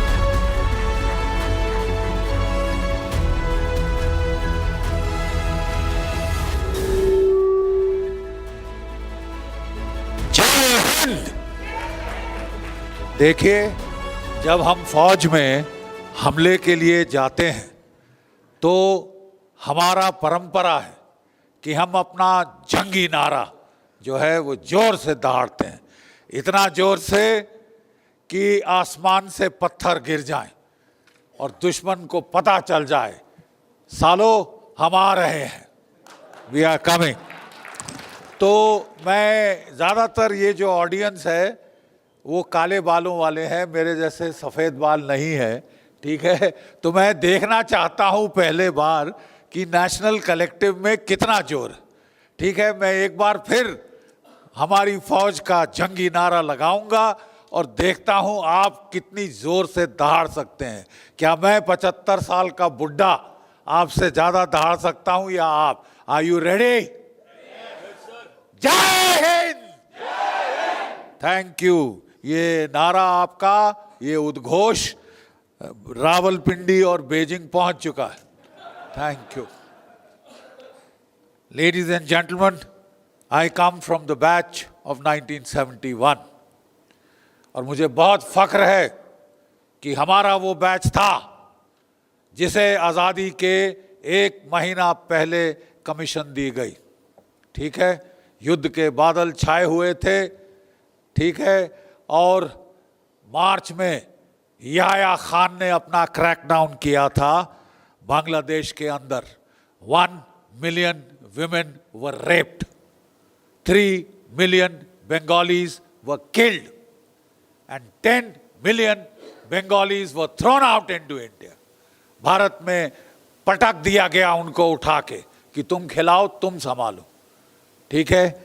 और उस वक्त मुझे याद है अक्टूबर के महीने में जो हमारे एडजुटेंट साहब होते हैं वो सफ़ेद घोड़े पे आते हैं इंडियन मिलिट्री एकेडमी में, हमारी तमाम एकेडमीज में। He comes on a white charger, right, and he came, और हमारे सारे जेंटलमैन कैडेट्स हम खड़े थे, हमारा बैच, और उन्होंने बोला, boys you have done very well, आपने बहुत अच्छा परफॉर्मेंस किया है, हम बड़े खुश हैं, सरकार बड़ी खुश है, हम आपको 1 महीना पहले कमीशन करने वाले हैं, ठीक है साहब। और हमने बड़ी ताली बजाई। तो जो एडजुटेंट साहब थे वो पीछे मुड़ के असिस्टेंट एडजुटेंट को बोले, बेचारे तो उसने बोला, क्यों सर आप ऐसा क्यों कह रहे हैं? कहता है, यार अभी 1 महीने में ये पास आउट हो जाएंगे, 10 दिन की छुट्टी मिलेगी मम्मा पापा को देखने, और जब तक ये अपनी पलटनों में जाएंगे जंग शुरू हो चुकी होगी। गरम खून है, यंग ब्लड है, 19, 20, 21 साल की उम्रें हैं इनकी, सबसे आगे दौड़ते जाएंगे। न जवानों को इनका नाम पता होगा, ना इनको जवानों का नाम मालूम होगा, और इनमें से मैक्सिमम मारे जाएंगे, बहुत नुकसान होगा। I feel sorry. He was absolutely right. He was dead right. We lost the maximum in our course, right? But we are damn proud of the fact that in just 13 days, हम 550 kilometre Bangladesh के अंदर गए थे. We had fluttered the Indian tricolor on Dhaka. Lieutenant general Amir Akbar Abdullah Khan Niazi, हिलाले जुर्रत, सितारा पाकिस्तान, हमने उसको फपक फपक के बच्चों की तरह रोते देखा. He surrendered. 93,000 prisoners of war surrendered, and it was the largest mass surrender in the world after the Second World War. We created a new nation state with the force of arms in 1971. And we hope and pray that a new nation state will emerge in South Asia in 2025.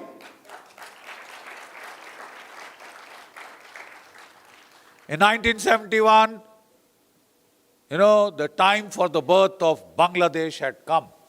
And let me quote Victor Hugo, "No army can withstand the strength of an idea whose time has come." कोई फौज उस ख्यालात के सामने टिक नहीं सकती जिसका वक्त आ गया है. क्या बलूचिस्तान का वक्त आ गया है? समय बताएगा, समय बताएगा.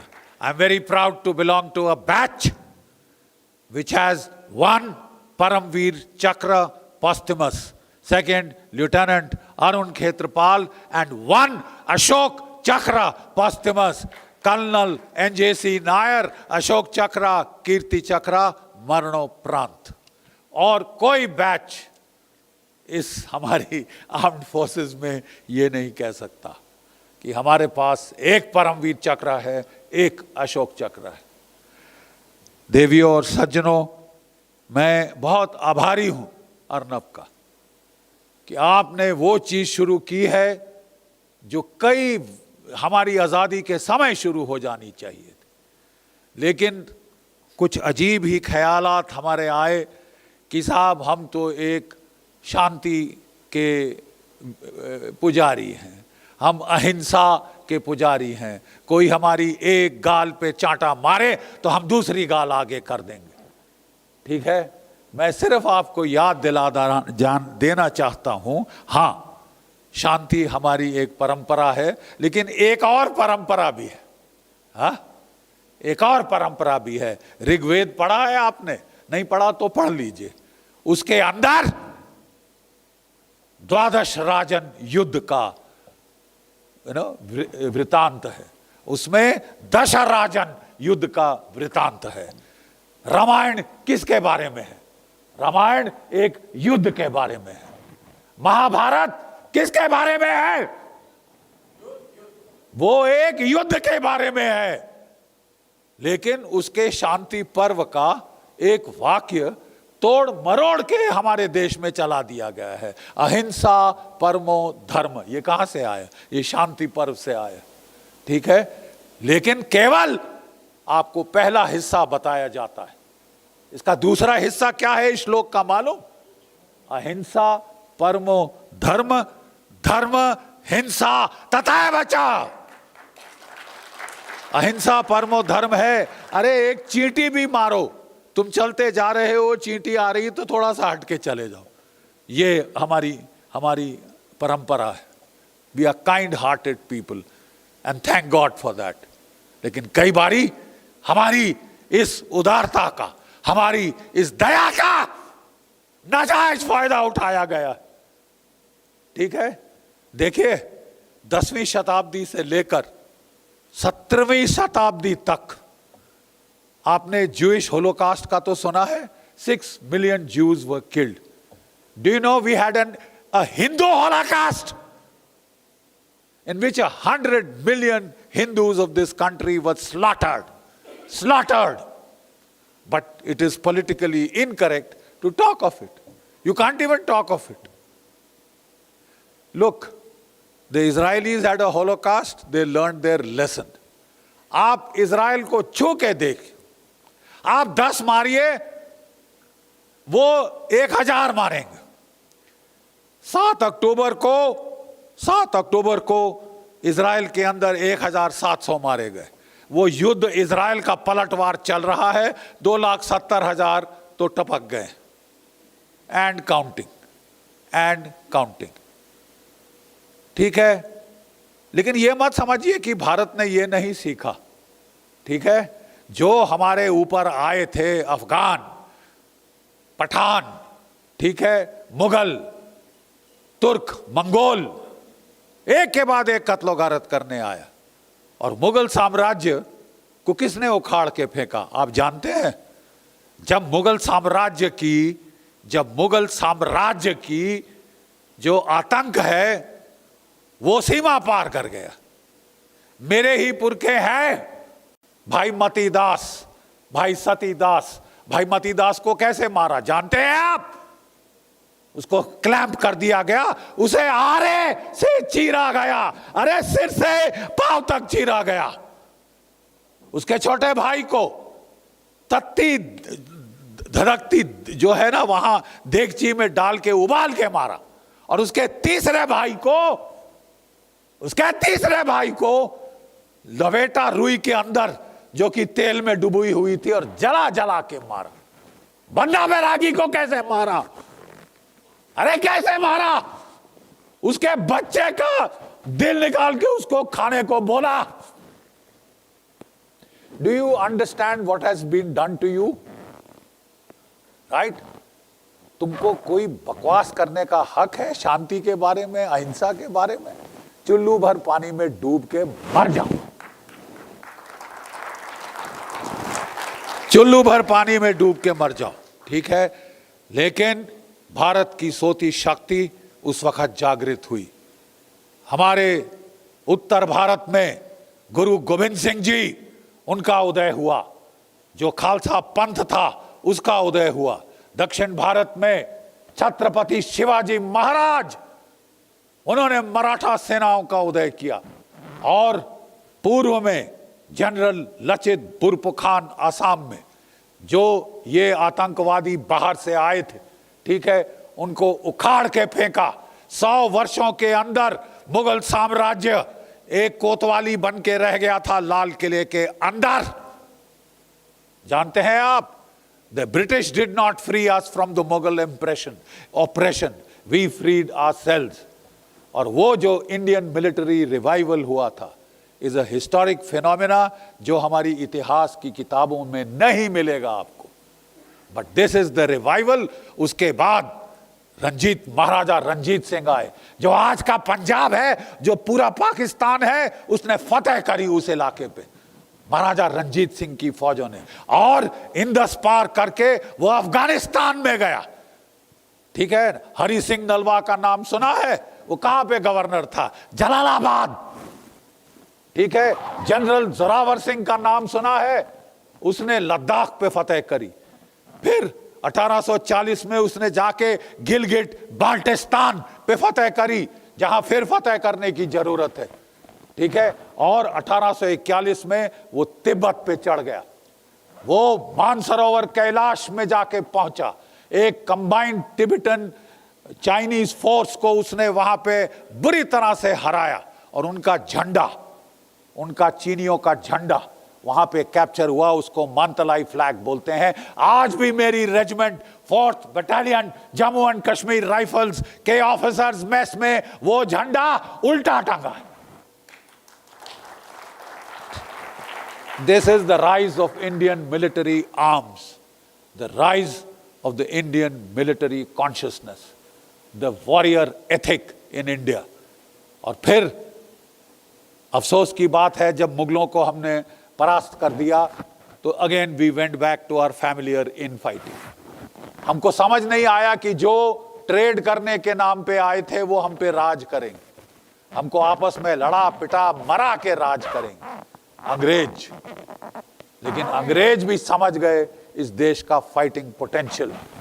In the first world war 1.3 million Indian soldiers fought for the empire. 11 Victoria Crosses.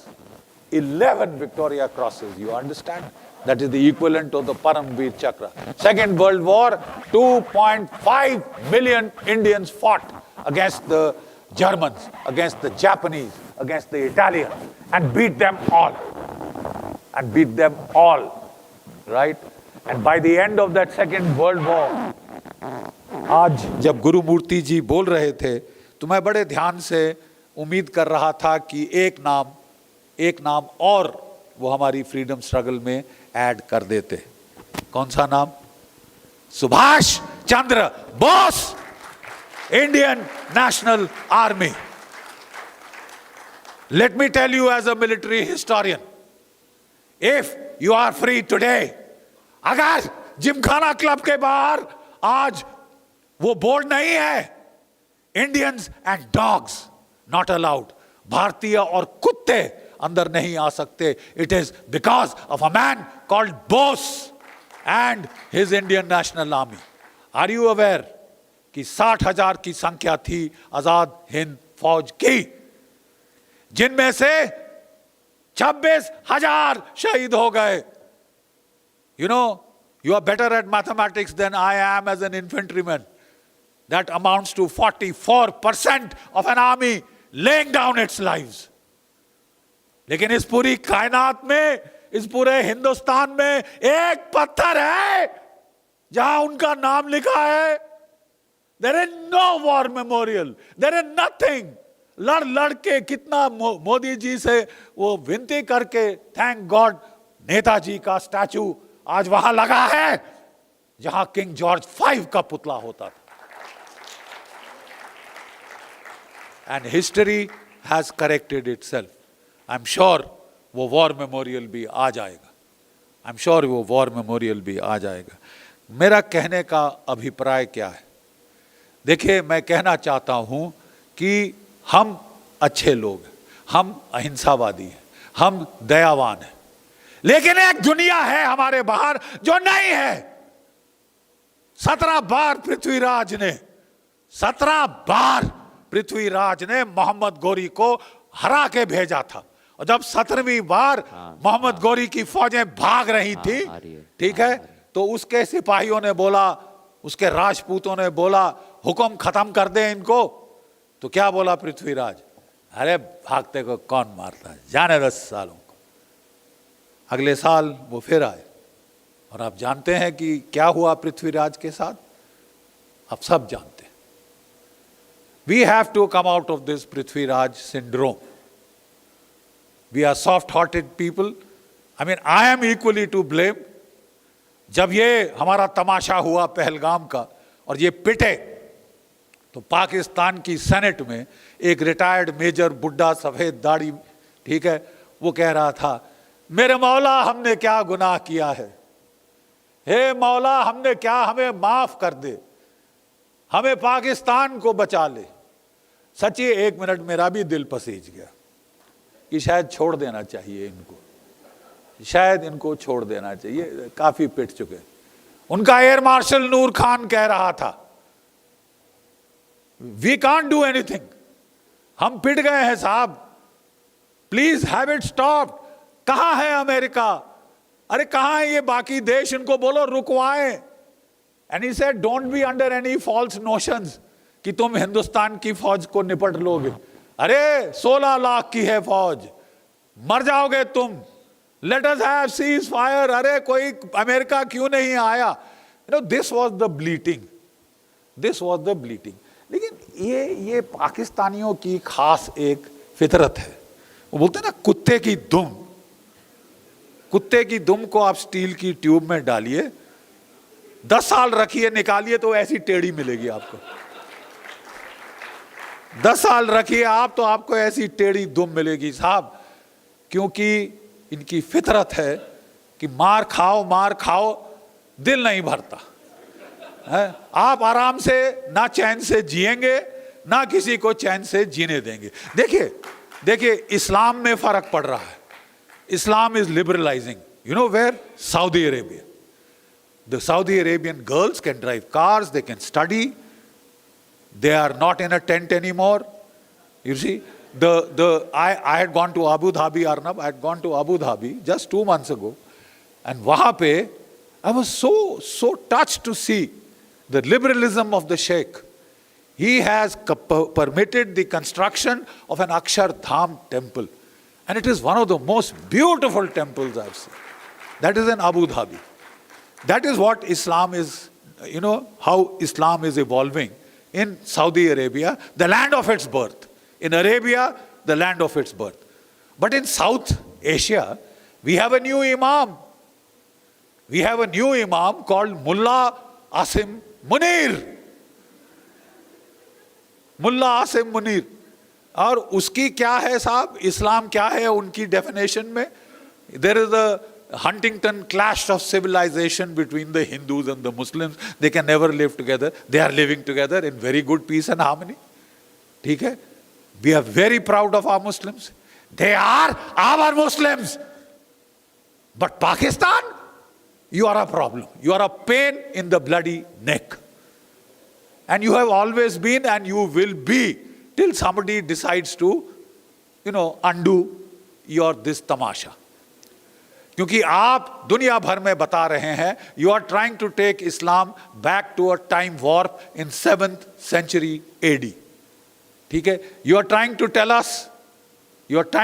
us कि सिवाय जिहाद, फसाद, गजवाए हिंद, खूना खच्चर, ब्लड शेड के अलावा और कुछ नहीं है इस्लाम में। क्या बात कर रहे हो, क्या बकवास कर रहे हो तुम?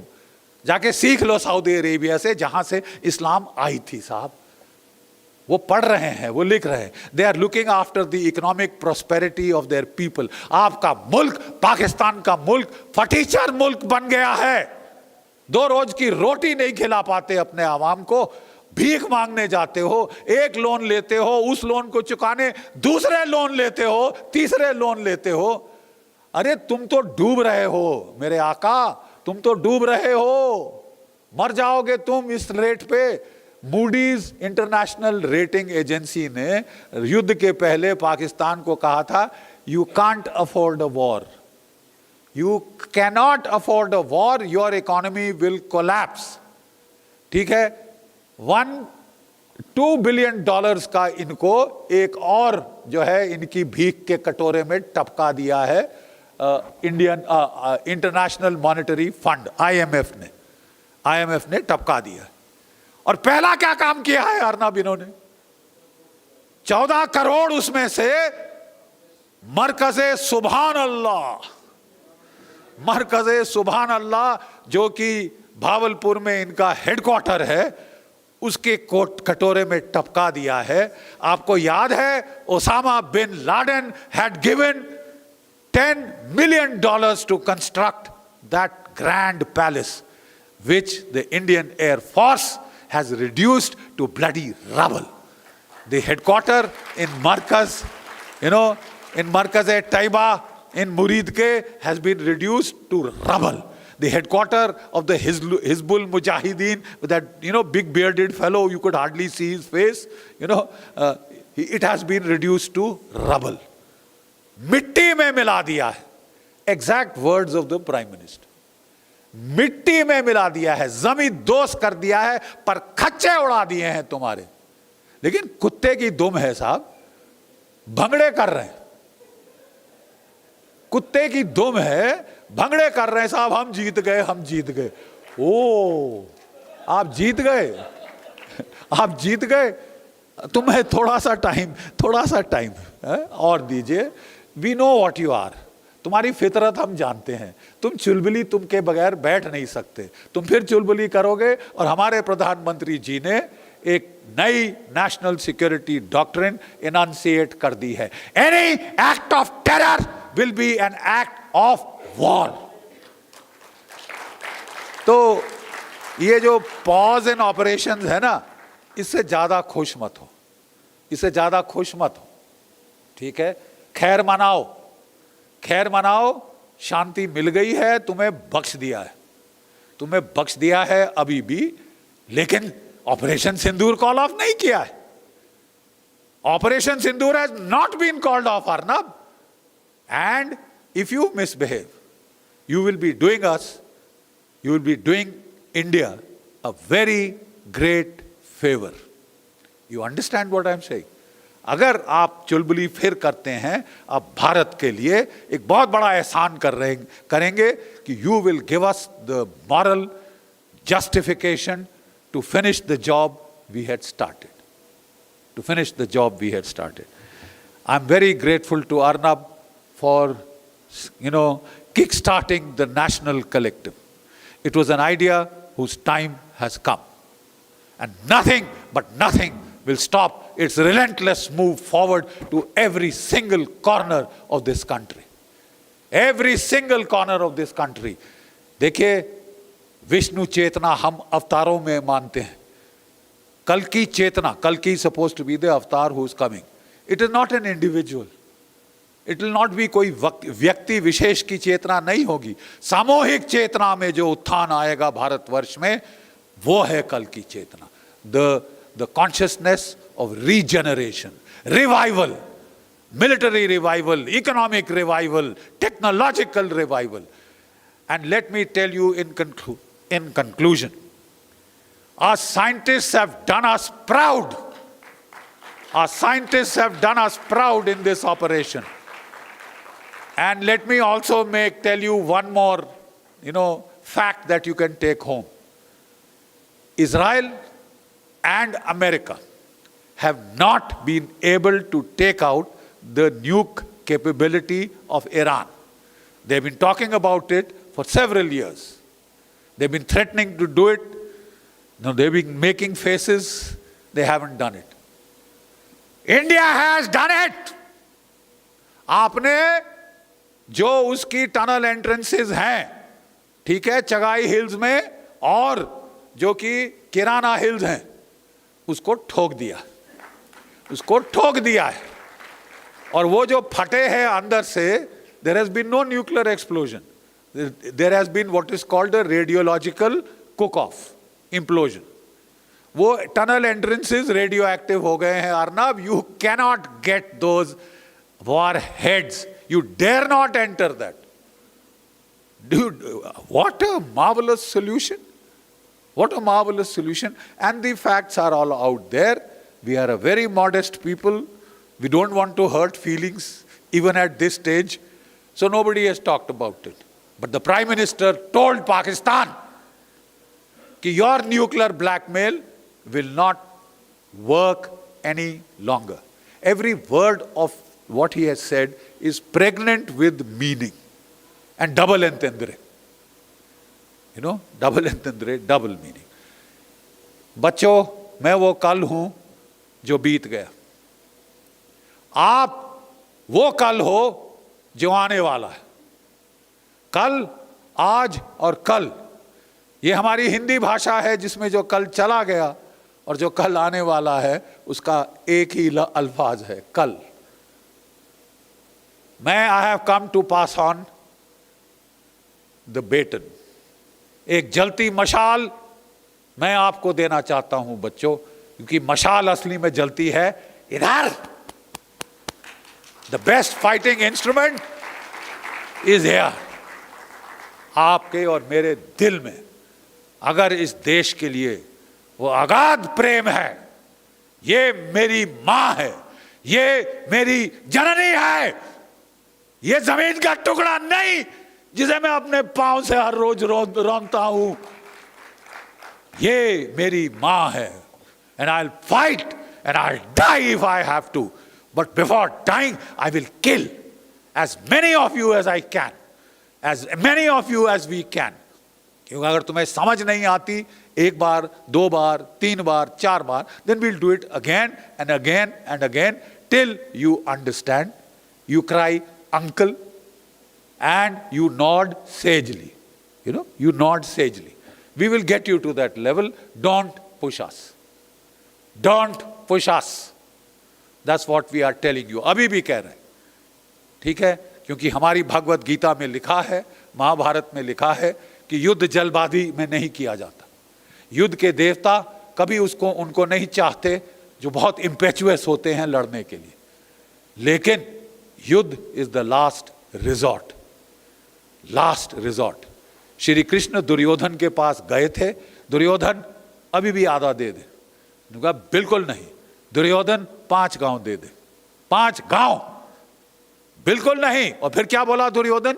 जितनी सुई महाराज, जितनी सुई की टिप के ऊपर जगह होती ना, उतना भी मैं नहीं दूंगा. तो श्री कृष्ण खड़े हो गए तो बोला दुर्योधन अब युद्ध होगा. Just war. Yes, we don't like to kill. Yes, we don't like to wound people. Yes, we don't like to see women crying and orphans wailing. But you asked for it. And if it comes to a just war, न डराओ अड़िसाओ जब जाए लड़ो, निश्चय कर अपनी जीत करो. We will do that. In conclusion, बच्चों, हमारे देश में ethics are taught by stories.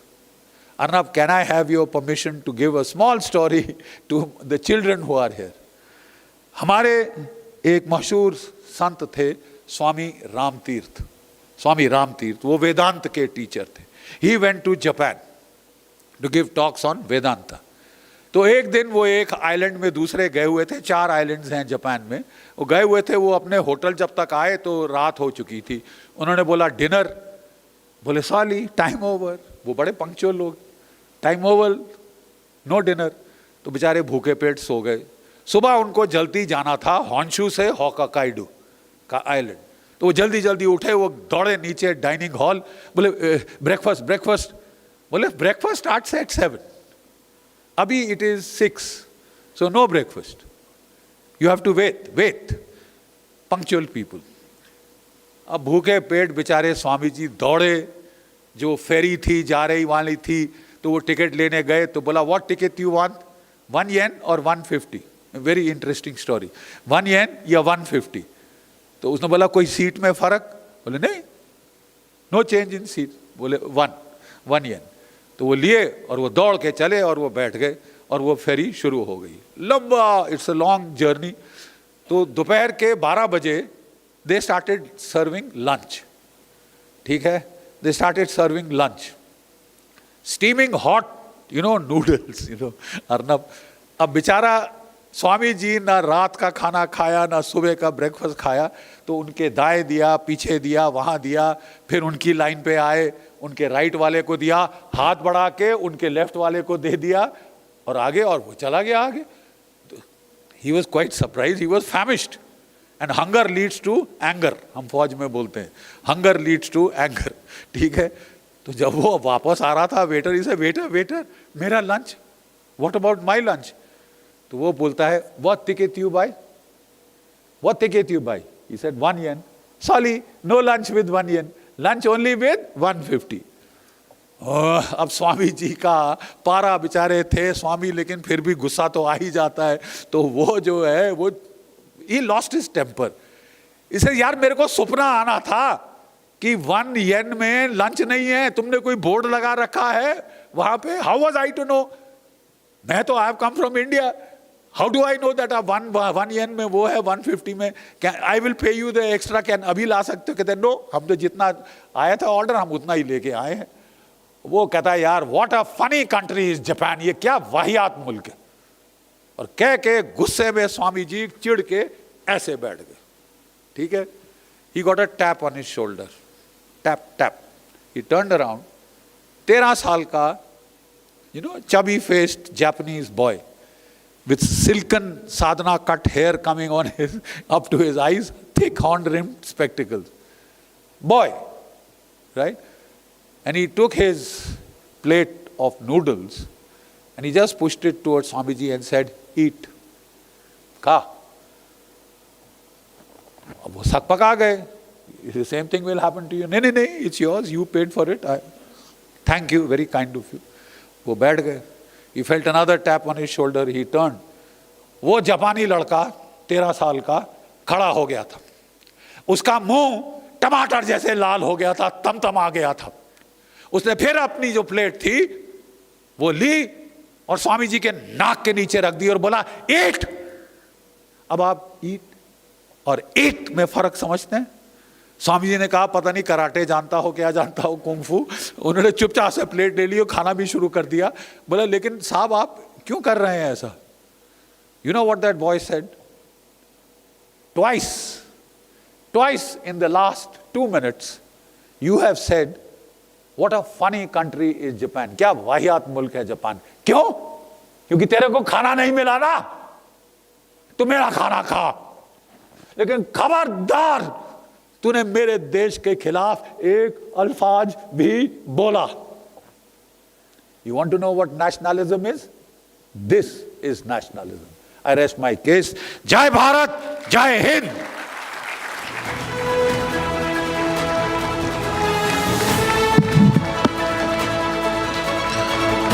बहुत बहुत धन्यवाद sir.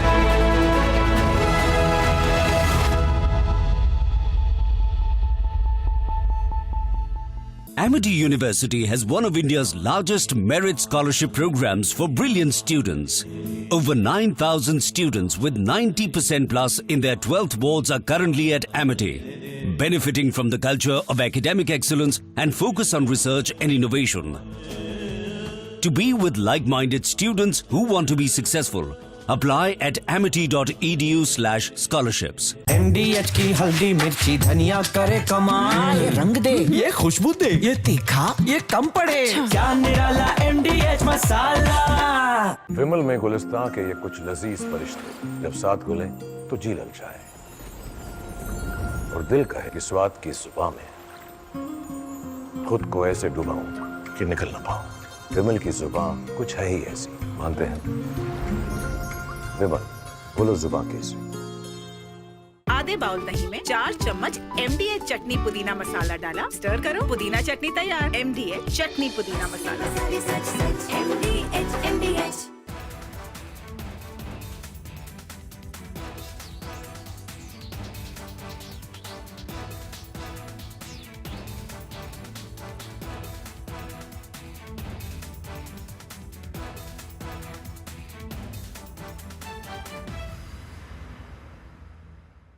After independence, we became arrested by context. We became victims of contextualization. We began to be driven by day-to-day politics. We began to be driven by elections. We began to be driven by the idea of how to win elections, even at the cost of nation, even at the cost of the idea of India. But that is not what drove the freedom movement. The freedom movement was driven by such higher values, higher ideas, led by people of such high caliber, that there was a disruption. That is where I am going to take you now. 3 generations of Indians have been completely turned illiterate, at least ignorant about the idea of India post-independence. What was the idea that drove the freedom movement? If you compare it, then you will know the extent of ignorance into which we have been driven by our education system, by our media, by our government. So unless you capture the contrast, we will not be able to know what Nationalist Collective can do and should do, what nationalists should do, what the media should do. First, we must understand that the freedom movement was driven by the idea of Hindu nationalism. Hindu nationalism not in the sense of a religious nationalism, but a civilizational and cultural nationalism, which was articulated by Swami Vivekananda. And it was accepted. Swami Vivekananda was the father of the Indian freedom movement, not only by Mahatma Gandhi or Rajaji or even by Pandit Nehru. I will quote what Pandit Nehru had to say because he is the most important man in the context of what we are going to talk.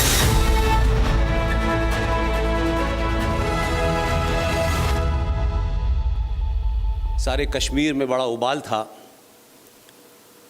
और कश्मीर में एक जगह है जिसे लोग हज़रत बल के नाम से जानते हैं। हज़रत बल का मतलब है प्रॉफिट मोहम्मद साहब का बाल वहाँ रखा हुआ है। 23 दिसंबर 1963 में यकायक हज़रत बल से मोहम्मद साहब का बाल गायब हो गया। बहुत हंगामा हुआ, बंगाल तक में दंगे हो गए। देश के प्रधानमंत्री ने बड़ी उस पर चिंता जताई और रात के 1 बजे सीबीआई डायरेक्टर को फ़ोन किया और उनसे कहा कि आप अभी चार्टर्ड प्लेन लें, कश्मीर पहुँचें और बाल को ढूंढें। वो वहाँ पहुँचे बेचारे, तो बहुत सारे जो मौलवी वगैरह थे वो भी परेशान थे कि भाई बाल कैसे मिलेगा। और वो सीबीआई के डायरेक्टर को ये काम सौंपा गया। उन्होंने वहाँ लोकल लोगों की काफ़ी मदद ली। तो बहुत सारे मौलवी बोले कि भाई देखिए मुश्किल है कि बाल कैसे मिलेगा। उसमें से कुछ लोगों ने कोशिश की और कोई 10, 15, 20 घंटे के बाद में ये हुआ कि किसी मौलवी ने एक बाल दिया और कहा कि ये बाल मिल गया है। तो पूरे देश में जो माहौल था वो थोड़ा सा ठंडा हो गया और सीबीआई के डायरेक्टर ने दिल्ली फ़ोन किया रात में ही जवाहरलाल नेहरू को और उनसे कहा कि सर बाल मिल गया है। तो जवाहरलाल नेहरू ने जो जवाब दिया कि मौलिक, तुमने कश्मीर को भारत से अलग होने से बचा लिया। हम यहाँ से चले थे और आज हम जहाँ पहुँचे हैं, हमें लगता होगा कि इस पिछले 10-15 साल के अंदर कुछ डैम बने, कुछ सड़कें बनी। किसी भी राष्ट्र के जीवन में बदलाव ये सड़कें बनने से, मॉल बनने से, नई नई चीज़ें बनने से नहीं होता। आज एक बहुत बड़ा बदलाव ये है, बख्शी साहब उसके प्रत्यक्ष गवाह भी हैं। एक बात बख्शी साहब ने खुद ही बताई कि जिस इंडिया गेट पर भारत में ब्रिटिश साम्राज्य की नींव रखने वाले जॉर्ज पंजम की मूर्ति लगी हुई थी, शान से लगी हुई थी, और हम आज़ाद हैं, अंग्रेज़ चले गए, अंग्रेज़ों के नाम से सड़कें भी हैं, तमाम सारी चीज़ें हैं, और अंग्रेज़ों के द्वारा बनाई कांग्रेस पार्टी राष्ट्रवादी।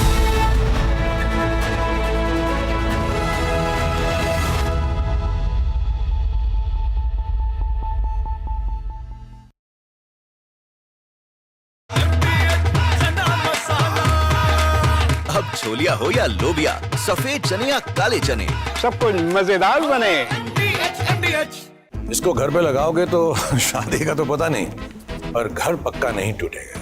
रुंगटा नहीं तो घर स्ट्रॉन्ग नहीं। रुंगटा स्टील TMT बार एकदम सॉलिड। पहाड़ों में एक हाइकिंग शिप भी बन सकती है। Hi, this is Chef Ranveer Brar. Guarantee you brilliance on behalf of IIHM. दादी के हाथों का जादू और खुशबू से महकता घर, माँ की मुस्कुराहट और खाने की सुगंध। MDH गरम मसाला, क्योंकि हर रिश्ता है स्वाद से जुड़ा। Nation first comes very naturally to a soldier. When Captain Vikram Batra Captain Manoj Kumar Pandey, decide to walk into the hail of bullets, knowing fully that the arms of death await them. They don't walk in with the idea of glory which will follow. And I can, trust me, I can share with you, for each person's whose glory gets acknowledged, there are scores who die for the country unacknowledged, unknown. Their only desire and commitment is nation first. The Nationalist Collective is to work, fight, die for the country, and come back, if required, wrapped in the tricolour. So for us, as soldiers, it comes very, very natural. When the tricolour flutters on a pole, or when a body comes back wrapped in the tricolour, draped in the tricolour, our emotions remain same. We salute both. When the national anthem is sung, I'm not sure how many of you have the stirrings of your nape, your hair rising on a nape. Old man, 60 plus, 61 plus, it happens still for me every time I see the flag or I hear the national anthem. It gets me young.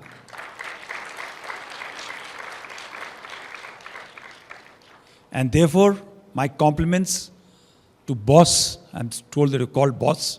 Very hardly Arnab. Very few people call him Arnab.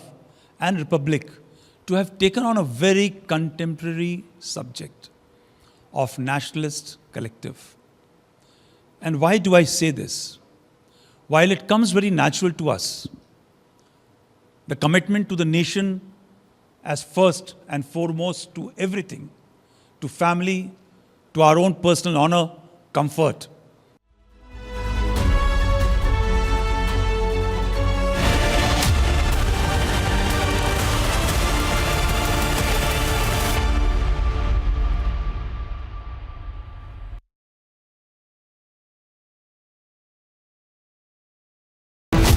We struck 11 air bases of a nuclear-armed country in a single operation, destroying 20 to 25% of their air force assets. This somewhere hurt them, the Pakistanis, and not Pakistanis alone. This has gone to China. Today we've told Erdogan, Putin, Xi Jinping and Trump that we will do what we want to do. If you're with us, great. If you're not with us, too bad. We are not a passive nation. Absolutely. America and Israel have not been able to hit the Iranian nuclear facility so far. With what has happened, we may admit it, we may not admit it, but the radioactive proof is there on the ground. We've used spice jets which penetrate deep bunker busters. We've used it to defang their nuclear capability. We've done more than the United States and Israel, man.